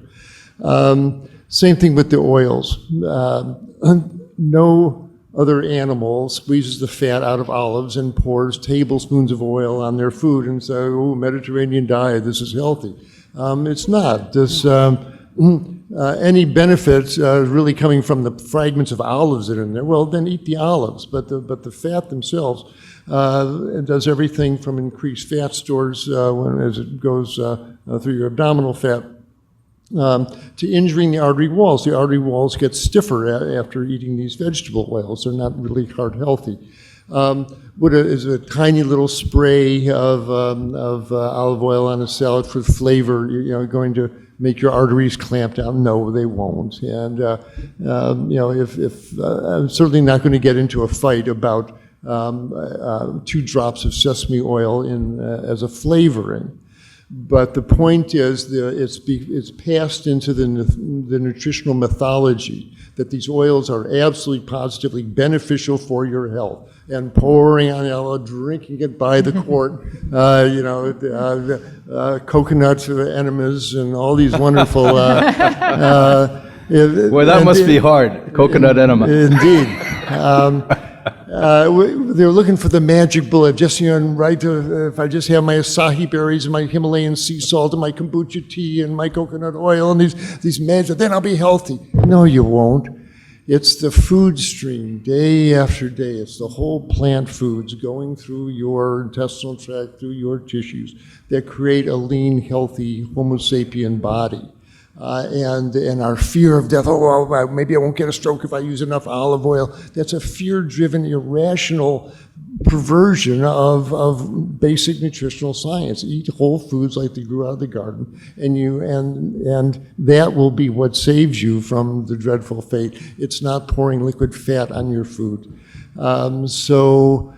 Salt and sugar, have some date chunks in your oatmeal, but you don't want to be eating sugar as a food. You don't want to be eating coffee, cakes, and donuts as eating sugar as a food. And it sticks to your proteins, it glycosylates your enzymes. It really hurts you to be eating these large amounts of sugar. And so it's easiest for Dr. Goldhamer to say, stop it all. Don't add any oils, don't add any sugar, don't add any salt, and just eat the frickin' food and feel what it and taste what it really tastes like. And it just cuts through the confusion. So that's why he says what he does. Again, I'm more in Dr. Popper's camp. Can I show you that having one small piece of meat once a week really will shorten your lifespan? No, I can't. There's no studies like that. The dose makes the poison. So tiny amounts, if you're experienced and you're confident in your whole food, plant-based diet, and you want to use a tiny little spray or 2 drops of sesame oil for flavoring, I don't have a problem with that. But don't be seeing these things as nutritional saviors, and don't be drinking oil and eating sugar and and eating gallons of spaghetti sauce at Olive Garden because of all the soup in there, all the salt in there. So again, it's more than moderation, it's common sense, and less is more when it comes to these. I think we should make a caveat, though, and I think you'll agree with me on this, that this may be true for a generally healthy person, that the 2 drops of sesame oil or whatever that wouldn't necessarily compromise their health. But for health-compromised individuals, a little bit of that sugar can have a profound effect on the gut microbiome, whereas it wouldn't necessarily have a profound effect on a person that had a normal, healthy flora to defend itself. A person that's recovering from cardiovascular disease, may not have the same risk tolerance that somebody that has otherwise healthy endothelial cell walls. And people that are struggling with obesity need to remember that things like salt, although there's no calories in salt itself, it's a powerful stimulant to passive overeating. So the point is, if you're salting up healthy food, you will eat more on average than you would if you didn't. If you were to sit down and eat till you felt normally satiated on brown rice or any other product, and everything else being equal, do that same experiment with salted rice, the point where you reach satiation is a higher caloric intake. That's what passive overeating is. And so if you're struggling with weight, even though you're eating, say, a healthier type diet, sometimes eliminating the excess chemical in the form of salt added to the food may help you feel satisfied with a lower caloric intake so you can achieve your weight goal, which can therefore be tied into overcoming your diabetes, your high blood pressure, and the rest of it. So I would agree, if you don't have overweight, high blood pressure, diabetes, autoimmune diseases, you're not suffering with edema, swelling, or other problems, well, maybe you can get away with little drips and drabs and whatever. But for those people that are suffering with illnesses or are looking to maintain optimum health, a whole plant food SOS-free diet is really the best way to go. One thing that I'll give you another side of that. So one of the most common cognitive disorders that lands people in a therapist's office is perfectionism. Yeah. Okay? And so a lot of obese people have cognitive disorders, and one of those happens to be perfectionism. And so the counter to this, and I don't disagree with what you're saying, but here's what it looks like in real life. If you teach dietary perfection and the cognitive disorder that the person has is perfectionism and all or nothing thinking, then mistakes mean I'm not doing it anymore, okay? And it's one of the reasons we kind of stay away from that in an outpatient kind of setting. Absolutely. Because people then think they blew it and they're off the diet, which I don't even like to talk about it as a diet. It's a way of life that we're trying to convert people to. And then we get the stopping and starting and stopping and starting. I think one of the most interesting phenomena that's happened since all the movies and that sort of thing, movies and books have changed my life a lot in a lot of ways, and one of them is the types of people who come to see us, and many of them have been trying to do this for a long time unsuccessfully. And it's not for lack of motivation. They really do want to be thinner and healthier. It's not, they're spending money, they go here, there, they buy this, they buy that. The real issue is, I'm fine until I'm not. And just think about it. If you're 40 years old, and I know this will shock you guys, but I have a really strong personality. So you probably didn't know that, right? Yeah. But when you have a really strong personality, you can get people to nod their head yes with almost anything you want to say. Okay? Yep, I can get you to agree with it. I can get you caught up in the excitement of the moment. And so you're 40 years old, and I'm going to make you promise that you're never going to salt your food. You're not going to have any white flour ever again. No dessert, no toast. Okay, so if what's standing between you and death is toast, we have bigger problems than I can solve for you, number one. And number two, the likelihood that a 40-year-old person is actually going to stick with that level of perfection for 50 more years is almost zero. I mean, none of you would bet 5% of your life savings on it based on your own habits and the people who you've been working with if you're in my field. So instead of extracting the promise that you know won't be kept, let's put forth something that people can do for a long time, but let's be very prescriptive about it. See, where people argue with me is that they think that the information is so fuzzy that people won't know what to do. And I can assure you that they know exactly what to do. When we're talking about animal foods, we're not talking about moderation. We're not talking about eating less. We're talking about 3. 3 is enough. Does everybody understand what 3 means? Anybody confused about that? Okay, 3 means 3. When we talk about no dairy, does everybody got that? Yep. No oil? Yep, got that. Treats for holidays and birthdays. Okay, so you can play games with me and say, what about National Kidney Donors Week? And I can tell you that's not a holiday. All right, but does everybody understand what a holiday and a birthday is? Anybody confused about that language? No. So the key is you can teach people how to eat what they perceive to be a much more reasonable plan. They perceive it to be. I don't think what I do is unreasonable. But I'm not the issue. I'm not the person we're trying to convince. I'm trying to convince some of you out there who raised your hands on eggs, chicken, the whole 9 yards. All right, so if I can put forth a plan that you will do, you say, and by the way, the science of change is as rich as the science of diet. And we know that there are 2 things that make people want to change anything in their lives. Number 1, they think it'll benefit them. And number 2, they think they can see themselves doing it. Okay, that's what motivates people to make a change.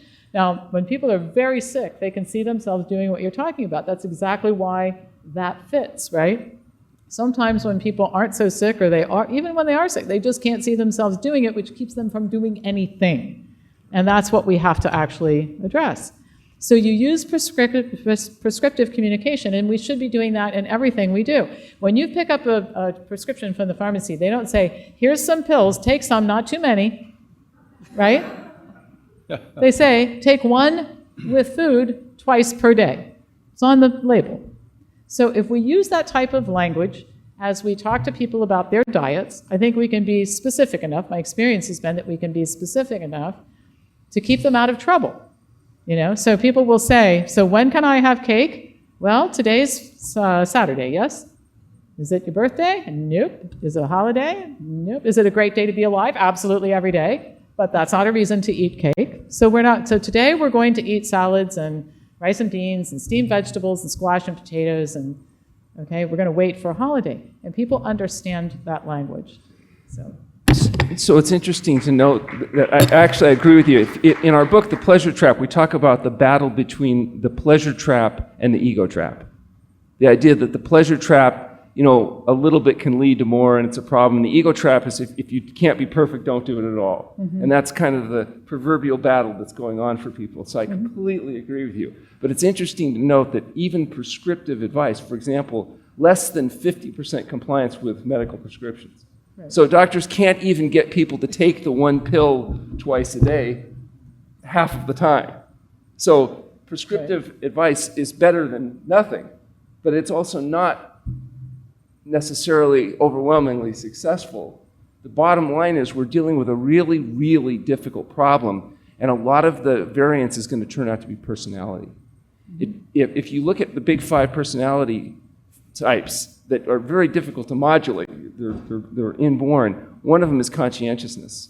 So some people are just naturally more conscientious than others, and it turns out conscientiousness may predict better than many other things how successful you're going to be on a program of any kind. So if you happen to naturally be a very conscientious person, you may find you're going to be much more successful. Now, that doesn't mean because you're not naturally conscientious that you can't be successful, but you're going to have to work a whole lot harder than a person that is, and that's why we tend to find that people motivated to work really hard at this tend to be motivated by pain, debility, and fear of death. And I agree with you on the prescription, but one important point of difference is the reason for noncompliance on medication is usually side effects that are intolerable. And I don't find that people find that rice and broccoli are intolerable. So you don't necessarily have that same thing going on. So we have a very sinful condiment table with olive oil, hemp oil, and Bragg, so now I'm going to show you. And we have cayenne pepper, and we have fresh garlic to press, and we have ginger, and we have seaweed salts with nori salts and dulse. A lot of our guests come, and they're in transition. But every guest have a private consultation, and that's when we tell them, this is what we prefer that you do. And then it's up to them to do that. When you eat 100% raw, plant-based, sprouted, and very much sprouted diet, you have a lot of essential fatty acid. To be able to digest fats and to make good omega-3, because that is your base. A lot of you might have heard, omega-3 doesn't come from plant-based oils and food. You have the base if you have essential fatty acid. If I cook my food, that is not working the same as if it's raw. So when I'm eating raw vegetables and sprouts, and I'm drinking raw juices, I'm drinking wheatgrass, I get an amazing amount of essential fatty acid. I have a great base. And then I can add, if I need any extra omega-3 from oils. We just did an interview with Udo, who created Udo's oil in the 1980s, and realized that people needed some more of essential fatty acids, and not from fish oil. I hope nobody has fish oil. Pour it over your plants if you haven't. They will be happy, not in your body. But there, of course, is a lot of studies, and of course, we worked with Dr. Esselstyn, who found that a vegan diet that did not include oil was the best example for cardiovascular problem. And totally agree with that. But our diet is raw. So a little bit of olive oil to make it more palatable. When you see our plate, it is loads of sprouts. It's amazing, beautiful. And it has maybe avocado, it has the arugula, it has spinach. We have an organic garden, so we pick up whatever is ready to be picked up there. And we add maybe a little bit of olive oil and seaweed salts to make it palatable. That has not been a problem because in our studies, as we have blood tests before and after, it's where people are doing really good. But that is not on a cooked diet. That is a different story.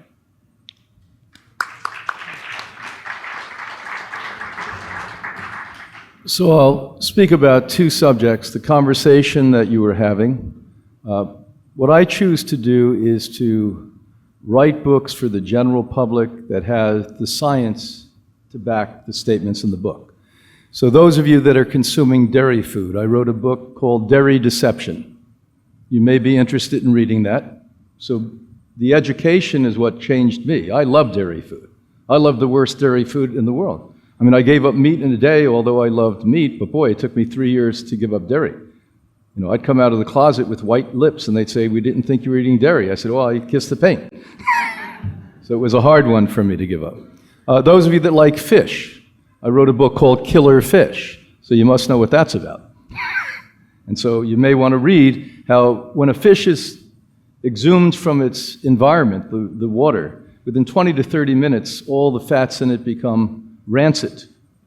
And what Anna Maria just said is true, that where fish happen to get their omega oils is from algae, a plant. So just like you don't need a cow to get your protein, you don't need a fish to get the omega oil. You go right to the algae. This is why we get up every day, we take 5, as we did here in this hotel this morning, and for many reasons not to get into that. Poison poultry, I presented here last year. You may want to see it on the internet. It was most popular, one of the most popular on The Real Truth About Health. I exposed that eggs, 90%, half were called organic, of over 1 million eggs, had Salmonella or E. coli on them. You don't have to cook them, you just have to touch them to eat them. And all of the data is there, all the information, all of the science. If you're an egghead, as I said, if you like that type of thing. But if you're the general public, you're going to read these things, and I'm going to give passionate stories to you, so possibly you can make a decision as why these may not be good to you. To go back to your question, Stephen, you differentiated our colleagues here from Anna Marie and I, because we are proponents of a raw diet. I don't think anyone here would argue that as much raw food as you can eat is good for you. As you know, when people are in the conquest of disease, we think it's essential that they eat 100% raw diet. But once you're well, as Anna Marie and I are, we eat a small amount of cooked food, and it's not a mortal sin to do that, and this isn't a religion. And so if you can say, look, I'm fighting stage 4 cancer, and I'm going to go on the systematic fast, and I'm going to drink these juices that have shocking high amounts of medicine called phytochemicals in it. But I know in a year or 2 years or 3 years down the road, I can be consuming baked squash, which is one of my favorites, by the way, or, peas. I used to hate peas as a kid because they made me eat them. Now I love peas this way.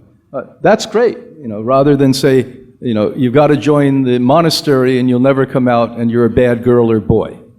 So you have a little fun. We bring rock bands in so people who are fighting cancer can dance in the process of doing this. So I think everyone is saying the same thing here. There's nuances. I know my personality, and I think what we haven't discussed yet is know who you are. I know that when Brian would buy cookies and I'd open the package, Brian ate the entire package of cookies. Do you follow me?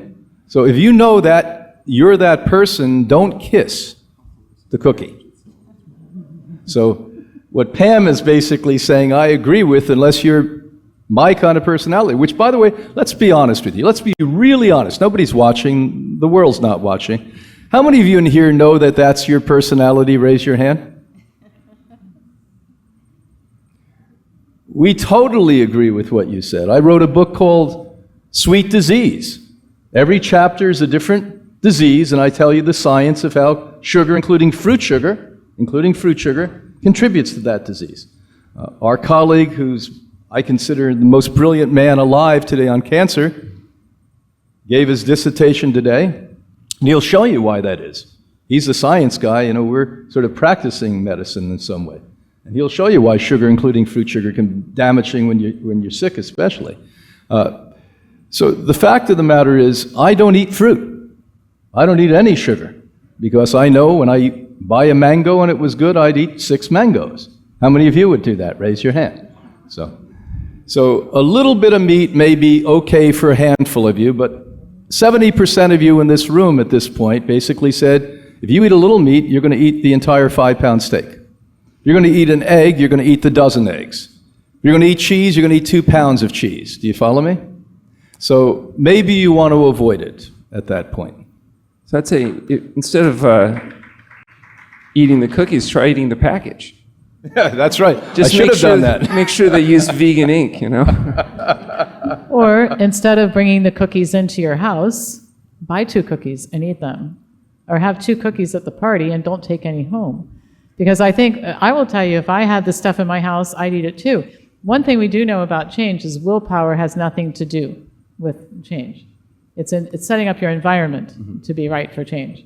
So if I was standing in the kitchen, I finished teaching at 11 o'clock at night most nights of the week, and if I'm standing in the kitchen saying, well, I've got mangoes or bananas or blueberries or soy ice cream or cookies. I mean, seriously, soy ice cream and cookies will win out, and I know better. All right, so I totally understand, but I don't have that stuff in my house. And so when I have a piece of cake, I have a piece of cake. And I'll tell you something, when people bring stuff to my house, my neighbors think I am fabulous, and I'll tell you why. I pack up all the stuff that I can't have in my house. I give it to them. They go, you're so nice. I know, I really am a generous person. Take this food.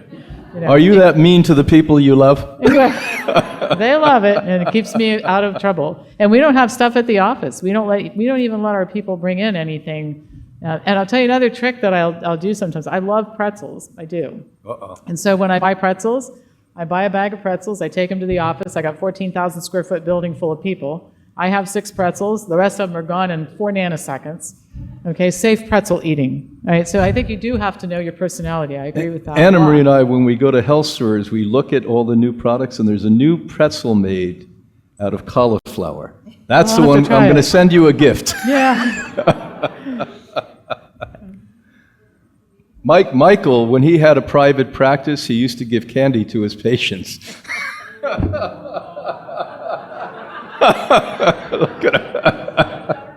What did you say, and why did you say that? For the hell of it, for fun.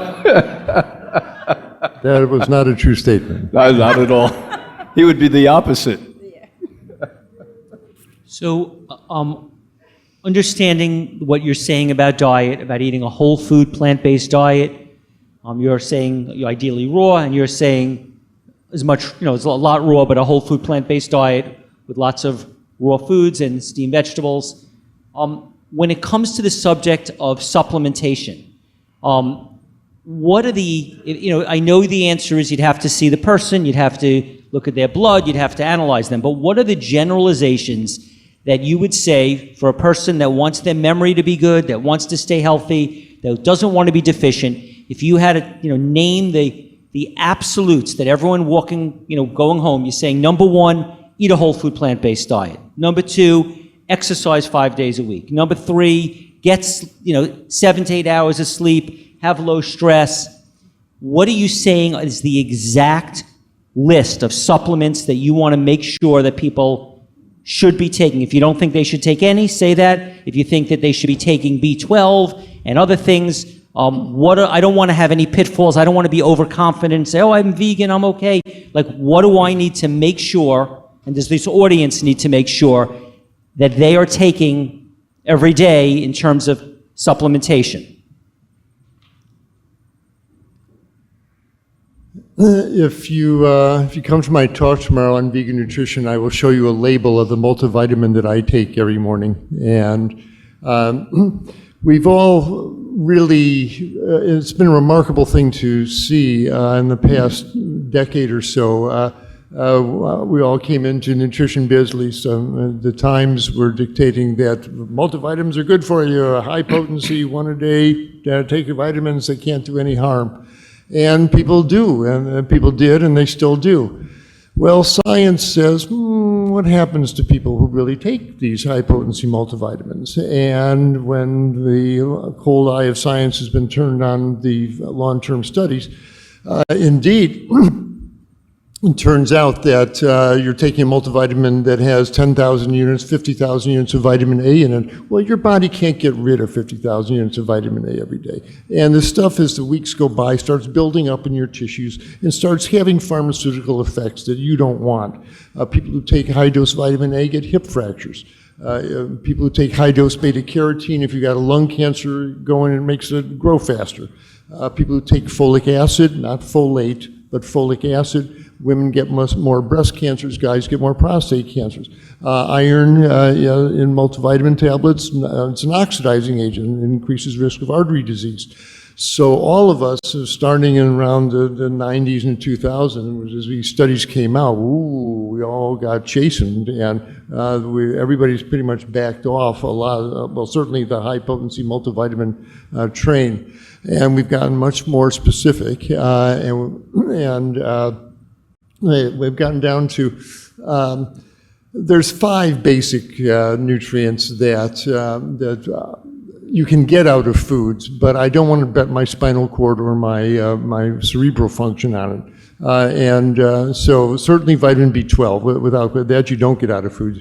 And I'll go into this tomorrow in my talk, but you should definitely take some vitamin B12. I like the methylcobalamin form, at least 500 micrograms twice a week is always safe. That's the absolute requirement.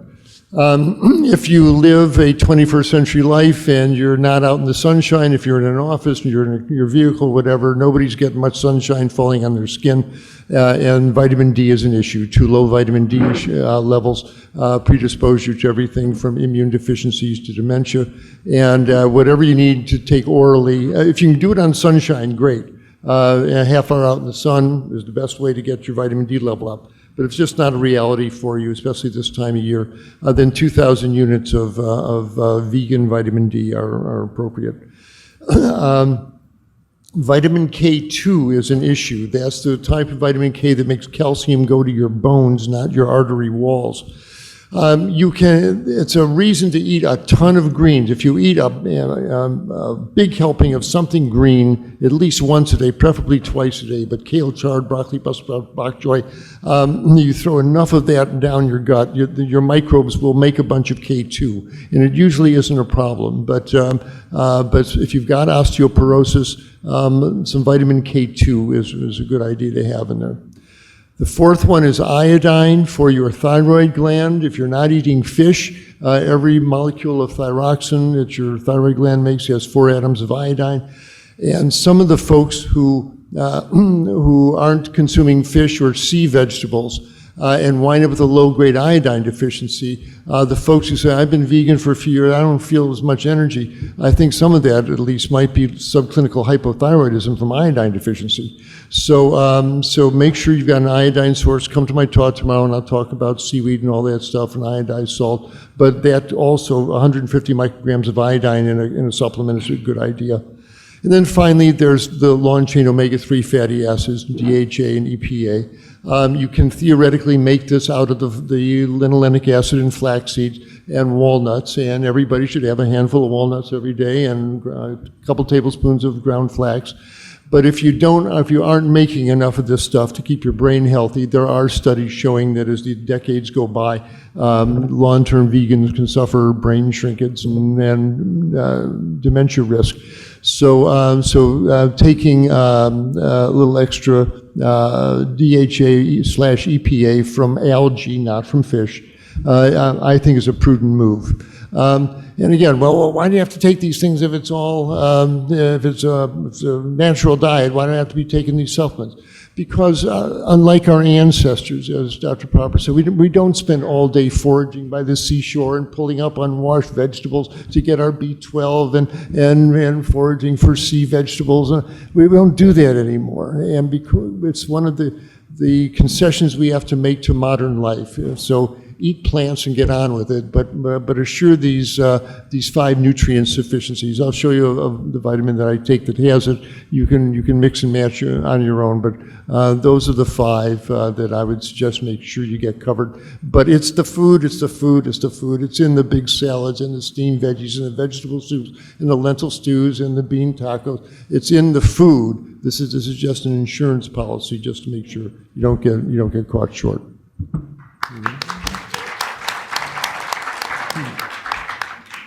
I think people who have pernicious anemia or who are vegan and don't eat any fortified foods should take a B12 supplement. I don't have any rules for the others other than to use the same evidence standard, like, what's the benefit I'm going to get, the risk I'm going to take, and does that pan out for me?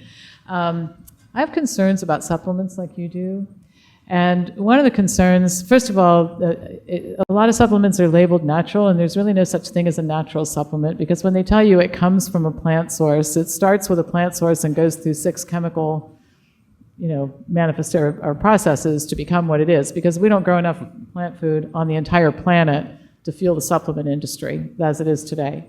So natural is a subjective term, very subjective term, and you should be careful about that. I think the second thing is that we just don't know what the outcomes data look like for many supplements. I mean, people will say, I couldn't find any evidence that there's a side effect. Well, it's because it's never been studied. It's not because it's been studied and there isn't evidence of a side effect, right? So you should know that. I'm not opposed to people taking some of these things. I just think that informed people should know these things before they make a decision. Another problem we have is that for all the bad things we can say about drugs, and there's certainly plenty of things to say, we do know a lot about drug-drug interactions. We really do. We really don't know a lot about supplement interactions and what happens when you take some combination of 5 or 6 things, and nobody's ever really studied what happens when you take those 5 or 6 things. So I'm a little more cautionary about it. And some things I'll spend some time talking people out of, but most of the time it's up to you, and look at the evidence and then decide what you think is right to do. And I want to be very clear about this, and I think this is something we would all agree on, is that supplementation has become a form of holistic pharmacist behavior. In other words, people are avoiding the changes they need to make in their diet and lifestyle habits by taking supplements, thinking it's some kind of an insurance policy. And notice what Dr. Klaper was saying. It's the food, it's the food, it's the food, and here's some things to take instead of, or in addition to. I'm seeing in my office a lot of people who they really haven't changed their diet in substantive ways. Their belief in supplementation is that this will protect them in spite of the fact that they're still not eating well, and that's simply not true. So the foundation of this is it's the food, it's the food, it's the food, and then we can have some discussion about the rest of this, but without the food as the foundation, the rest of this doesn't end up mattering very much. So for patients that are on vegan diets, we definitely advocate methylcobalamin or vitamin B12. We recommend 1,000 micrograms a day. That's enough to meet virtually everybody's needs, even people with serious gastric challenges, because B12 will absorb passively at a very small level, around 2%. So that's why we recommend 1,000 micrograms. So you wouldn't need that much for most people, but fortunately it's not one with a high risk profile. It's a water-soluble nutrient. We recommend our patients do blood testing once a year. If their vitamin D level is low, we try to get them out in the sun. If they can't get enough from the sun, then we would supplement that to whatever minimum level is necessary to get them to a normal level of D. Iodine is a theoretical limiting nutrient. Ground vegetables, if you eat lots of raw and cooked vegetables like we advocate, generally meet the needs. But if not, you could certainly include small amounts of sea vegetables, being careful to deal with the sodium contamination issue.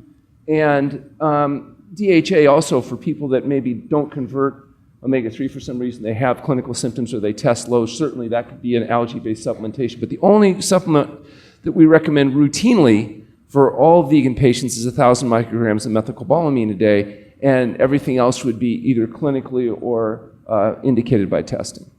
And the thing is, the risk-reward ratio for supplements often is higher risk than reward. So if you're going to take them, there ought to be a darn good reason why you're doing it, because it's even the ones that might be clinically indicated aren't without potential side effects. Right. Well, and to add to that, one thing that we do know, the reason why all drugs have a side effect is because they have an effect. So you can't have an effect without a side effect. If you're manipulating one thing in the body, you're going to end up with some corresponding thing. Sometimes we know what that is, and sometimes we don't know what that is. I mean, high-dose vitamin C becomes a pro-oxidant instead of an antioxidant. We know that. So are there indications for high-dose vitamin C? Sometimes, but you should know that you're going to want to time limit it because of that pro-oxidant conversion.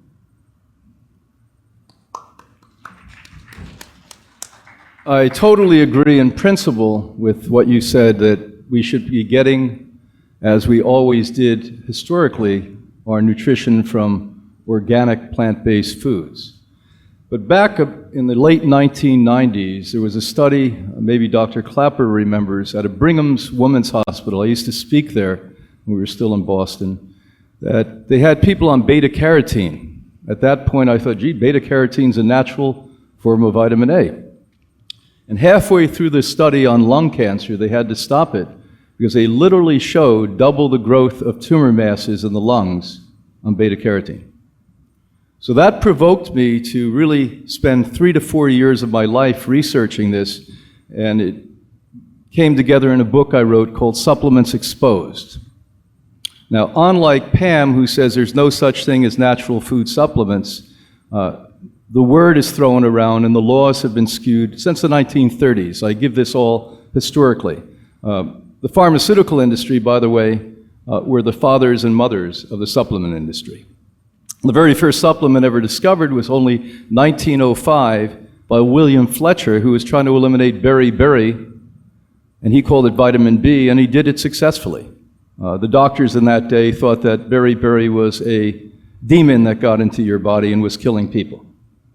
And then by the year 1912, the name vitamin came about. Casimir Funk, a Polish-born research physician who was working at the Lister Institute, which is in Scotland. Lister was as important as Pasteur, but never got the name, gave us the name vitamin, vita meaning life and amine from growth.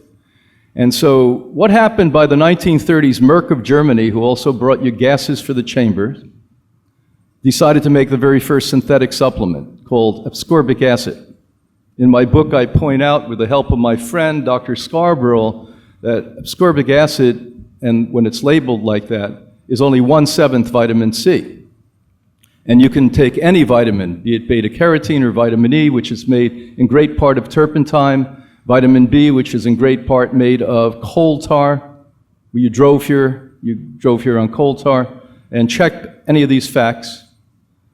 And literally, you put those into your body, and you put isolated chemicals into your body, your immune system attacks it. So God forbid these alternative doctors who are pumping chemical supplements into the veins of people to reverse cancer, because I can promise you that they're going to get worse. Because now their immune system is literally now taking care of the deadly chemical supplement you've spent $10, $20, $30, $40 for. But there is a need today. A friend of mine is a psychologist, professor, happened to be involved 30 years ago in research on stress. And the stress today, listen closely, compared to a woman or man 100 years ago, is 15,000 times more. That's average. Some of you have 50,000 probably. Now why? Because remember, 100 years ago we didn't have television, we didn't have radio, we didn't have high-speed cars, we didn't have jet planes, and we lived in communities where the biggest problem we had is our child was crying, or the neighbor wasn't as nice to you as you'd like. Today we have CNN, Sky News, and if you really want to get stressed, Fox News.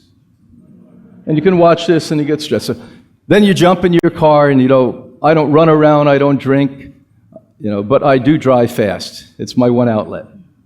And Henry Ford, when he was going to make an assembly line for cars, was concerned because when cars would get up to 5 miles an hour, people were jumping off.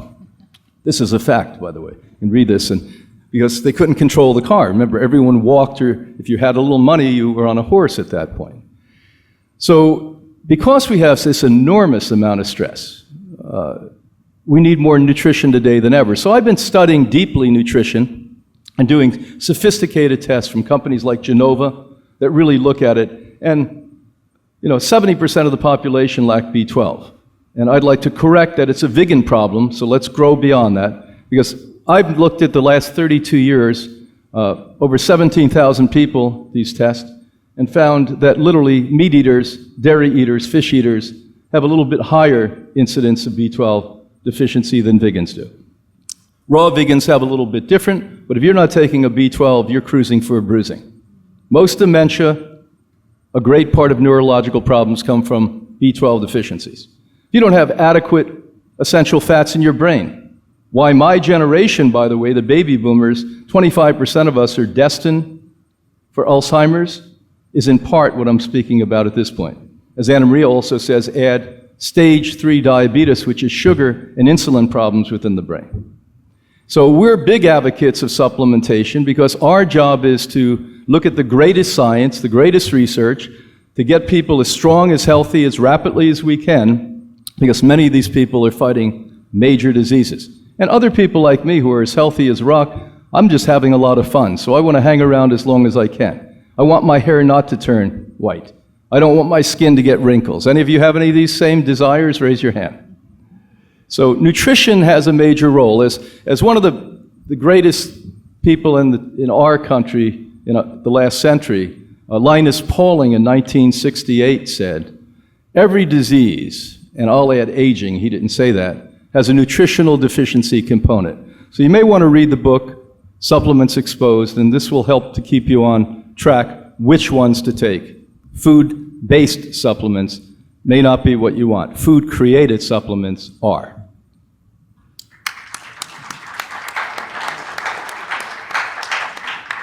Remember this guy who had a bunch of porta potties that you have for shows outdoors and things like that, and then he said, when you're cleaning them up, guess what he finds? A ton of supplement and pills and medication, of course. Everything has to be bioavailable. It has to come from plants, and the B12 has to be a soil-based B12. So just think about that, not to gross you out. No. By the way, over 91% of supplements are chemically made. And they slapped the word natural because the laws were created in Washington, in Paris, and London in the 1930s that natural only means 10% plant. So when you see natural, go the other way. When you see organic, by the way, it took them years to convince me to put organic on the supplements we have, because organic has been prostituted for 12 or 13 years. 1 atom of nitrogen, you can call your supplement organic. Not last year, but the year before, we had the Real Truth About Health conference in Orlando, Florida. And we had 10 days and we had 35 speakers. And for some reason that I wasn't really sure, there was one video that when we put it on YouTube became more or less our top video for that conference. And it was a Michael Klaper video on water fasting. And I guess there was a lot of interest in that. So the question, I guess, is, I guess, Brian, you have been recommending juice fasting for 1 day a week on a regular basis, you and Anna Maria. And Dr. Goldhamer, I know that you've said that you've fasted over 20,000 people. And Dr. Klaper, I know you are also very experienced with this. And Dr. Popper, I don't know if you make recommendations on juicing or fasting, water fasting. So I guess the question is, should this group here be fasting? Should we be doing it how often? 1 day a week, 1 week a year, 2 weeks a year? How often should we fast? How often should we fast? And should we do water fasting or juice fasting? And what would be the benefit to this and what would be the risk to this?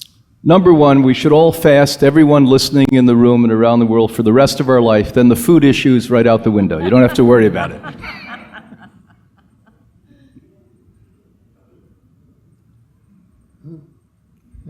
So everybody fasts every night, and you break your fast with something called breakfast. Research coming out recently, particularly from people like Walter Longo, suggests that if you extend that fasting period to 14 or 16 hours a night, so you narrow your feeding window to, say, 8 hours, even that period of fasting, that 16 hours, is enough to induce metabolic changes that are thought to be health-promoting and life-extending. And at True North Health, we follow that in the sense that we limit breakfast, lunch, and dinner to about an 8 or 9 hour feeding window, which allows everybody to fast, whether they're on a feeding program or not, for a period of 16 hours a day. And I think that there's probably good argument that this may be helpful to people on a good diet or even on not such a good diet at limiting some of the caloric excess and avoiding the late night eating where people are taking in particularly concentrated calories right before they go to bed that tends to store as fat, that isn't metabolized well, that might disrupt sleep, etc. Probably is a good idea.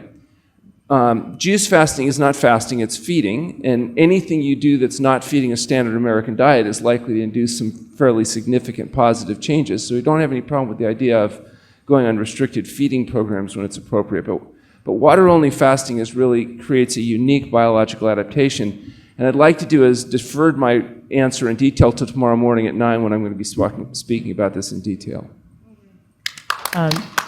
By the way, they'll be fasting when they come into your lecture tomorrow. I do recommend water-only fasting, and I send a lot of people to True North. I'm very firm when I recommend it that I think it should be done under supervision. And this is particularly true if the patient is precarious or on drugs, taking medications. I've sent people to Dr. Goldhamer's facility, have stayed there for a while, sometimes the beginning to withdraw from some of the drugs so it's safe to fast, and sometimes because they had other issues that needed to be dealt with. So I'm a firm advocate for it. And one of the things that we do, I think you have good outcomes with I know you have good outcomes with our folks because they have never sent anybody, and I've been sending you people for 15 years who didn't thank me for sending. And a lot of them have gone back. And so can't say enough about this facility, True North, and the work that they do. One of the things that we think is helpful is to get them healthed up a little bit before they go. Get them converted to a plant-based diet, have them understand more about nutrition, and the shock of the fasting is a little bit less if we do it that way. But I've sent a lot of people there with great outcomes, and it's everything from cancer being resolved while people were there, to sometimes it's that last 20% of healing that doesn't happen with diet alone when people have been sick for a really, really long time. So I'm a big fan.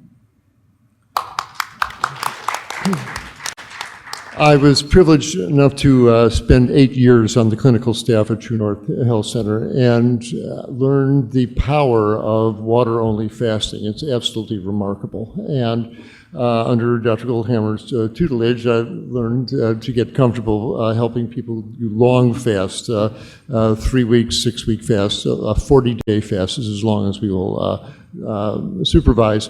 And we do these long medical fasts to wrestle down runaway high blood pressure, to cool off red-hot rheumatoid arthritis and autoimmune diseases. These long water fasts are medical procedures to get hold of serious medical conditions. Now, and there's an art to doing that. But that's not what we're talking about here. Where it's turning out that when we look at these long fasts, the fasting state is an absolutely remarkable condition of the body. And after about 48, certainly 72 hours on water, the body's, no calories coming in. And it begins to shift into this remarkable state of the fasting state. Yes, there's ketones in the bloodstream, but I'll talk about ketosis in a minute. But the ketones do signal the body to go into this remarkable state of conservation. If it doesn't know any more calories are coming in, then every calorie becomes precious. And because you might need it to beat your heart or fire your nerves. And so the body doesn't want to waste stored calories on useless reactions. One of them is inflammation. So during a water fast, the body turns off inflammatory reactions, which we see in asthma and psoriasis and arthritis, etc. If the body thinks it's starving to death, another totally useless purpose for stored calories is running a malignant cancer. Why run a malignant tumor if you're starving to death?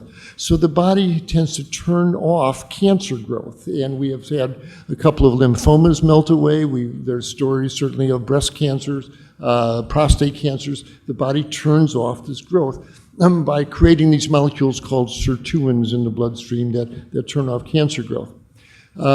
So there's this remarkable progression that happens, and by day 5, the body is well into this gear.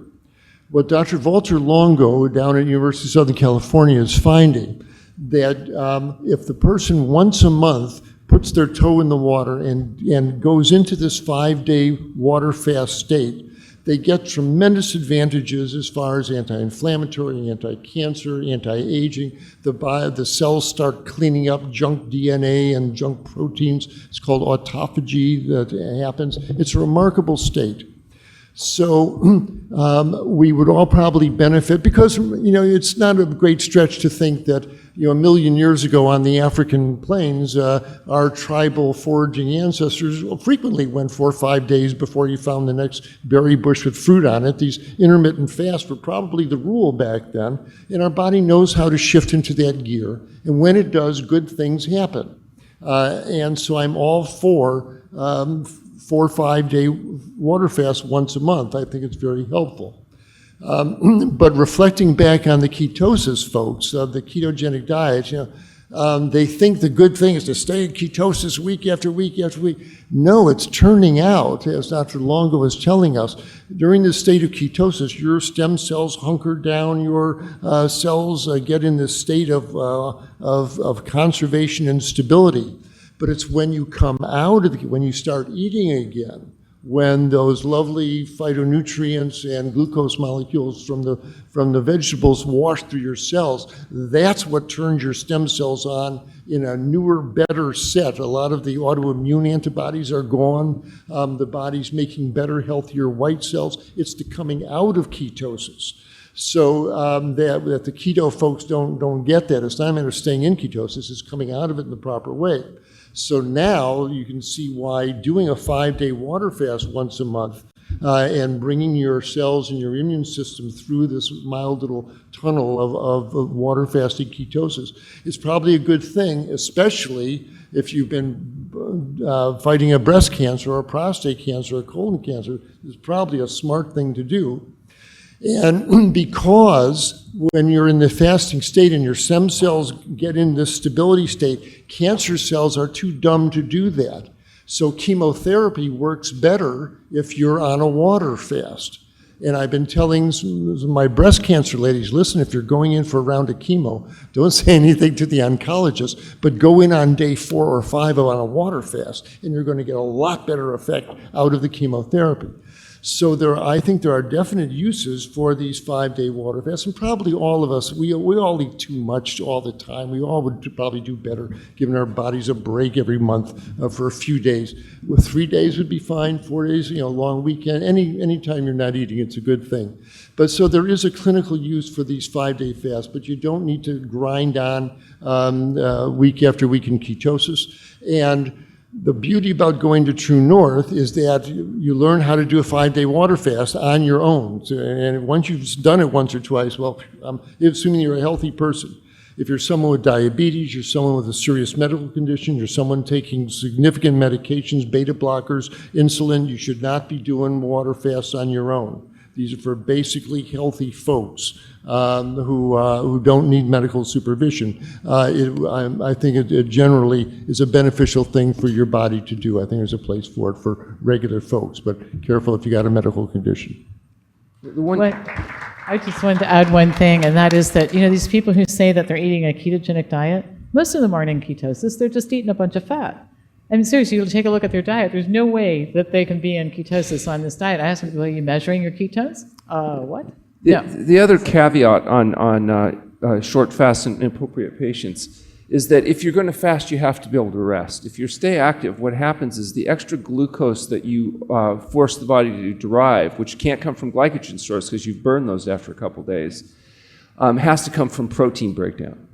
So if you want to minimize protein breakdown during fasting, you have to rest so that the actual basal need for glucose, which still, even though your brain switches over from burning glucose to burning beta-hydroxybutyric acid from the ketone bodies, you still need some glucose. So if you go out and you're working and you're moving around, that extra glucose that's going to be required for that muscle activity or brain activity is going to come from breaking down your protein. So that's why I like 16 hours of intermittent fasting, because you can do that without having to deal with any of this stuff. And then if you're going to do longer term fasting, we recommend you do that in a controlled setting. Yes, just to be grammatically precise, what we're talking about with the eating in this 8-hour window, that's not really intermittent fasting so much as it's time-restricted feeding is really what that is properly. But he's absolutely right. If you are on especially a 2, 3, 4 day, 5 day water fast, and you go out and do a good workout, you will drop your blood sugar dangerously low. So if you put aside time for water fast, put aside that time to take it easy at home.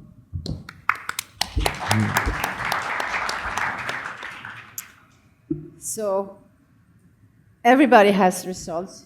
You have amazing results, and it's under supervision, and we have results. And we work with people that wants to be active even while they're fasting, not super active. It's not the day that you really should be working. We chose at the Institute to fast every Wednesday, and that was more a practical thing. Our chef could be off. But it's turned out you can have any day that you choose for fasting, but it should be the easier day in your life, of course. That's not the day when you're going to go out and work out really hard and have tons of things to do. So I directed a clinic in Sweden, and we were internationally known for fasting. And if you've seen the fasting movie, how many of you have seen the fasting movie? So, of course, Dr. Longo from USC is there. True North, Dr. Goldhamer's work and Hippocrates' work. Yes. So, in Europe, everybody has fasting on nourishment. Everybody chose to give nourishment to their guests or patients. And so that's what we did. So we had a lot of nourishment and in juice form to make sure that people's chemistry and detox was taken care of in the right way. And people also fasted many weeks, usually 21 days was most people, and some people decided to fast 40 days. They wanted to do what Moses and Jesus had done, and they did it as a spiritual journey and awakening. But as the most people that came to us had arthritis in all forms, asthma, they had Crohn's colitis, they had eczema, a lot of people came with psoriasis, inflammatory problems.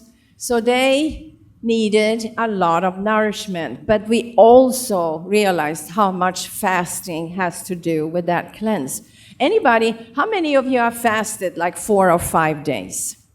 You feel amazing afterwards, and your immune system it's top notch just at that time, and you can fight things, and you can see it on a blood test how much better it is. So yes, first thing is, like you say, let's not eat late at night, because we were not meant to do that. We were meant to be in bed by 9. But now we're supposed to be in bed by now. Looks like Stephen is. I know. So what's going to be tempting when you get back home is that you're going to be hungry. So if you could just drink water when you get home, that would be amazing. And you have the water, and you start the morning with water, lemon. And then for us, we would have, of course, wheatgrass juice and green drink after that, and nourish our body and get going. And at the Institute, we have to serve also raw cereal for some, and even cooked cereal for some, depending on where they are. What we have learned is we have to live in the time we're in. People are very malnourished in these days. People are very stressed, like Brian mentioned. We are much more stressed. Our bodies are really, really stressed. And the foods that we have got normally did not give us the energy and help us to boost our immune system. So we are starved for it. So when we fast, then we have to have nourishment as much as we can.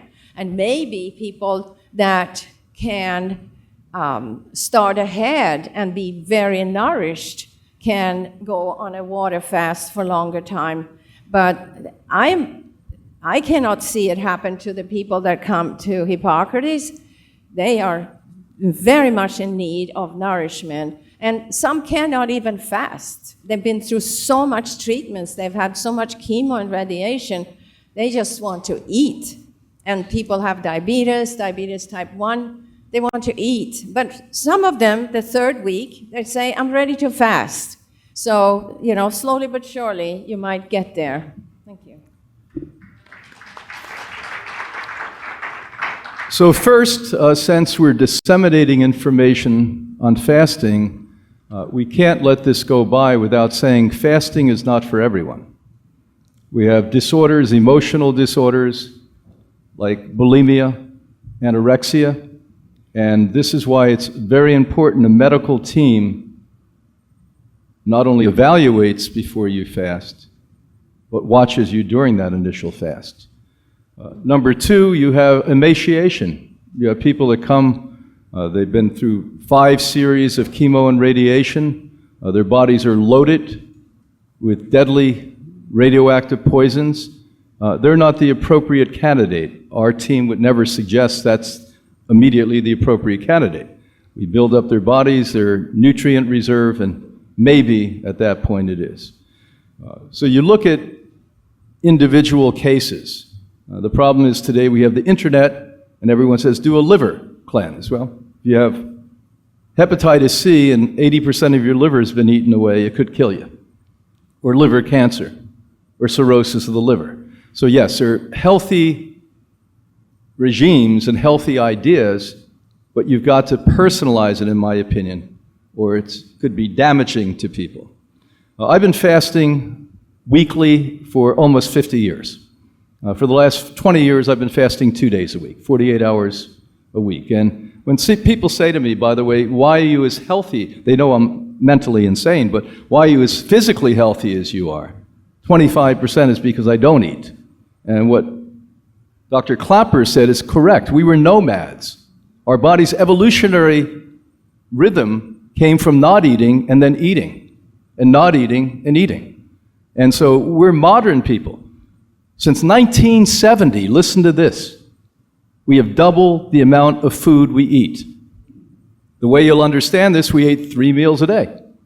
When I was a boy in the middle of the 20th century, every mother I ever knew said, you can't snack. How many of you remember those words? Can't snack, can't eat between meals. We eat from the minute we're up till the minute. So we're eating 6 meals a day. We went from 3 meals a day today to 6 meals a day. Don't even think about the health aspect of this. If you bought a brand new car, you'd never hit the accelerator and run it 24 hours a day, 7 days a week, because you'd be afraid your car would break. If you eat meat, it stays in the body for 3 days. You could eat nothing but that meat on a Monday morning, and your body's still processing it, trying to push it out by Thursday morning. So fasting is incredibly important, and I honor the extraordinary work that Michael Klaper had the courage to do as a doctor, overlooking these people, because believe me, that's out there as far as his profession's concerned. Thank God we have some people to rely on like Longo now that's at a university, and he's doing some pretty good stuff, lukewarm stuff as we say. And Dr. Goldhamer just told me something I didn't know. God bless him. 32 years he's been doing this to help to save lives. Give him a hand.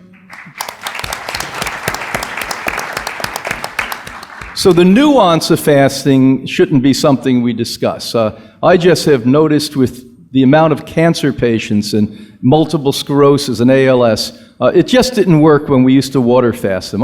I've done 52-day water fast myself. I ran the original Living Food Center in Denmark in 1977. And it was unique for me at that point. That was started by this wonderful woman called Dr. Christine Nolfi, who on fasting and raw food more than a century ago reversed her cancer of the breast.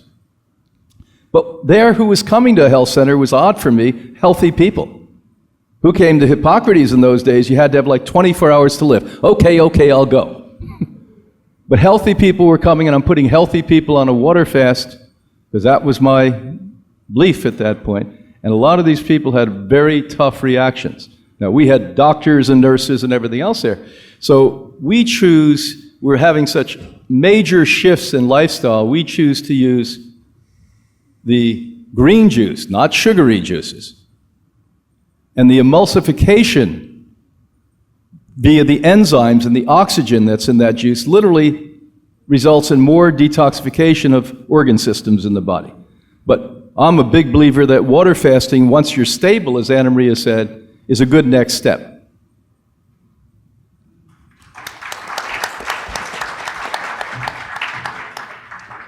Okay, if anyone in this audience or anyone on live stream would like to follow up with any of you, how do they follow up? Can they email you? Can they call you? Do you do sessions? How does someone follow up on your information, starting with Dr. Klaper? If someone wants to get in touch with you, what do they do? If they go to my website, drklaper.com, it's all spelled out, DOCTORKLAPER.com. Click on contact, you can write to me there. If you click on our initiative, Moving Medicine Forward, that's our work to send me to medical schools and give the young medical students the lecture I wish someone gave me 50 years ago, that what your patients are eating is why they're sitting in front of you with all these diseases. You can support us by clicking on Moving Medicine Forward, but click on contacts and you can write me a question. Good. My email address is Pam Popper, all one word, at msn.com. I do answer all my own emails within a fairly short period of time. Our office phone number is 614-841-7700. We're open 12 hours a day, Monday through Friday. And the company's website is www.wellnessforumhealth.com. And I have handouts with all this information if you want to get one before you go tonight. Patients go to our website at truenorthhealth.com and they complete the registration forms. We offer a free phone conversation with me to discuss whether there's anything we do that might be relevant to you.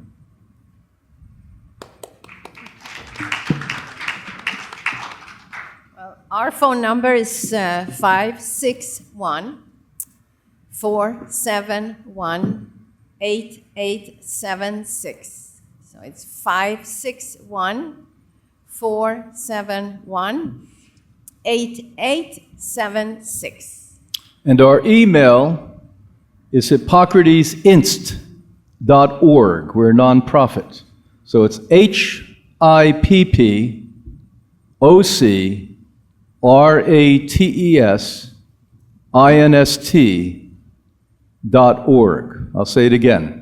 So it's HIPPOCRATES, continue INST, Institute.org. God bless you. We'll all sign books. Thanks, Stephen. Hold on. Oh, we're not going? Also, tomorrow, if you want to see Dr. Klaper's individual lecture, he is giving an individual lecture tomorrow. Dr. Popper is giving an individual lecture tomorrow. Dr. Goldhamer is giving an individual lecture tomorrow. I want to thank all of you. Thank everyone tonight.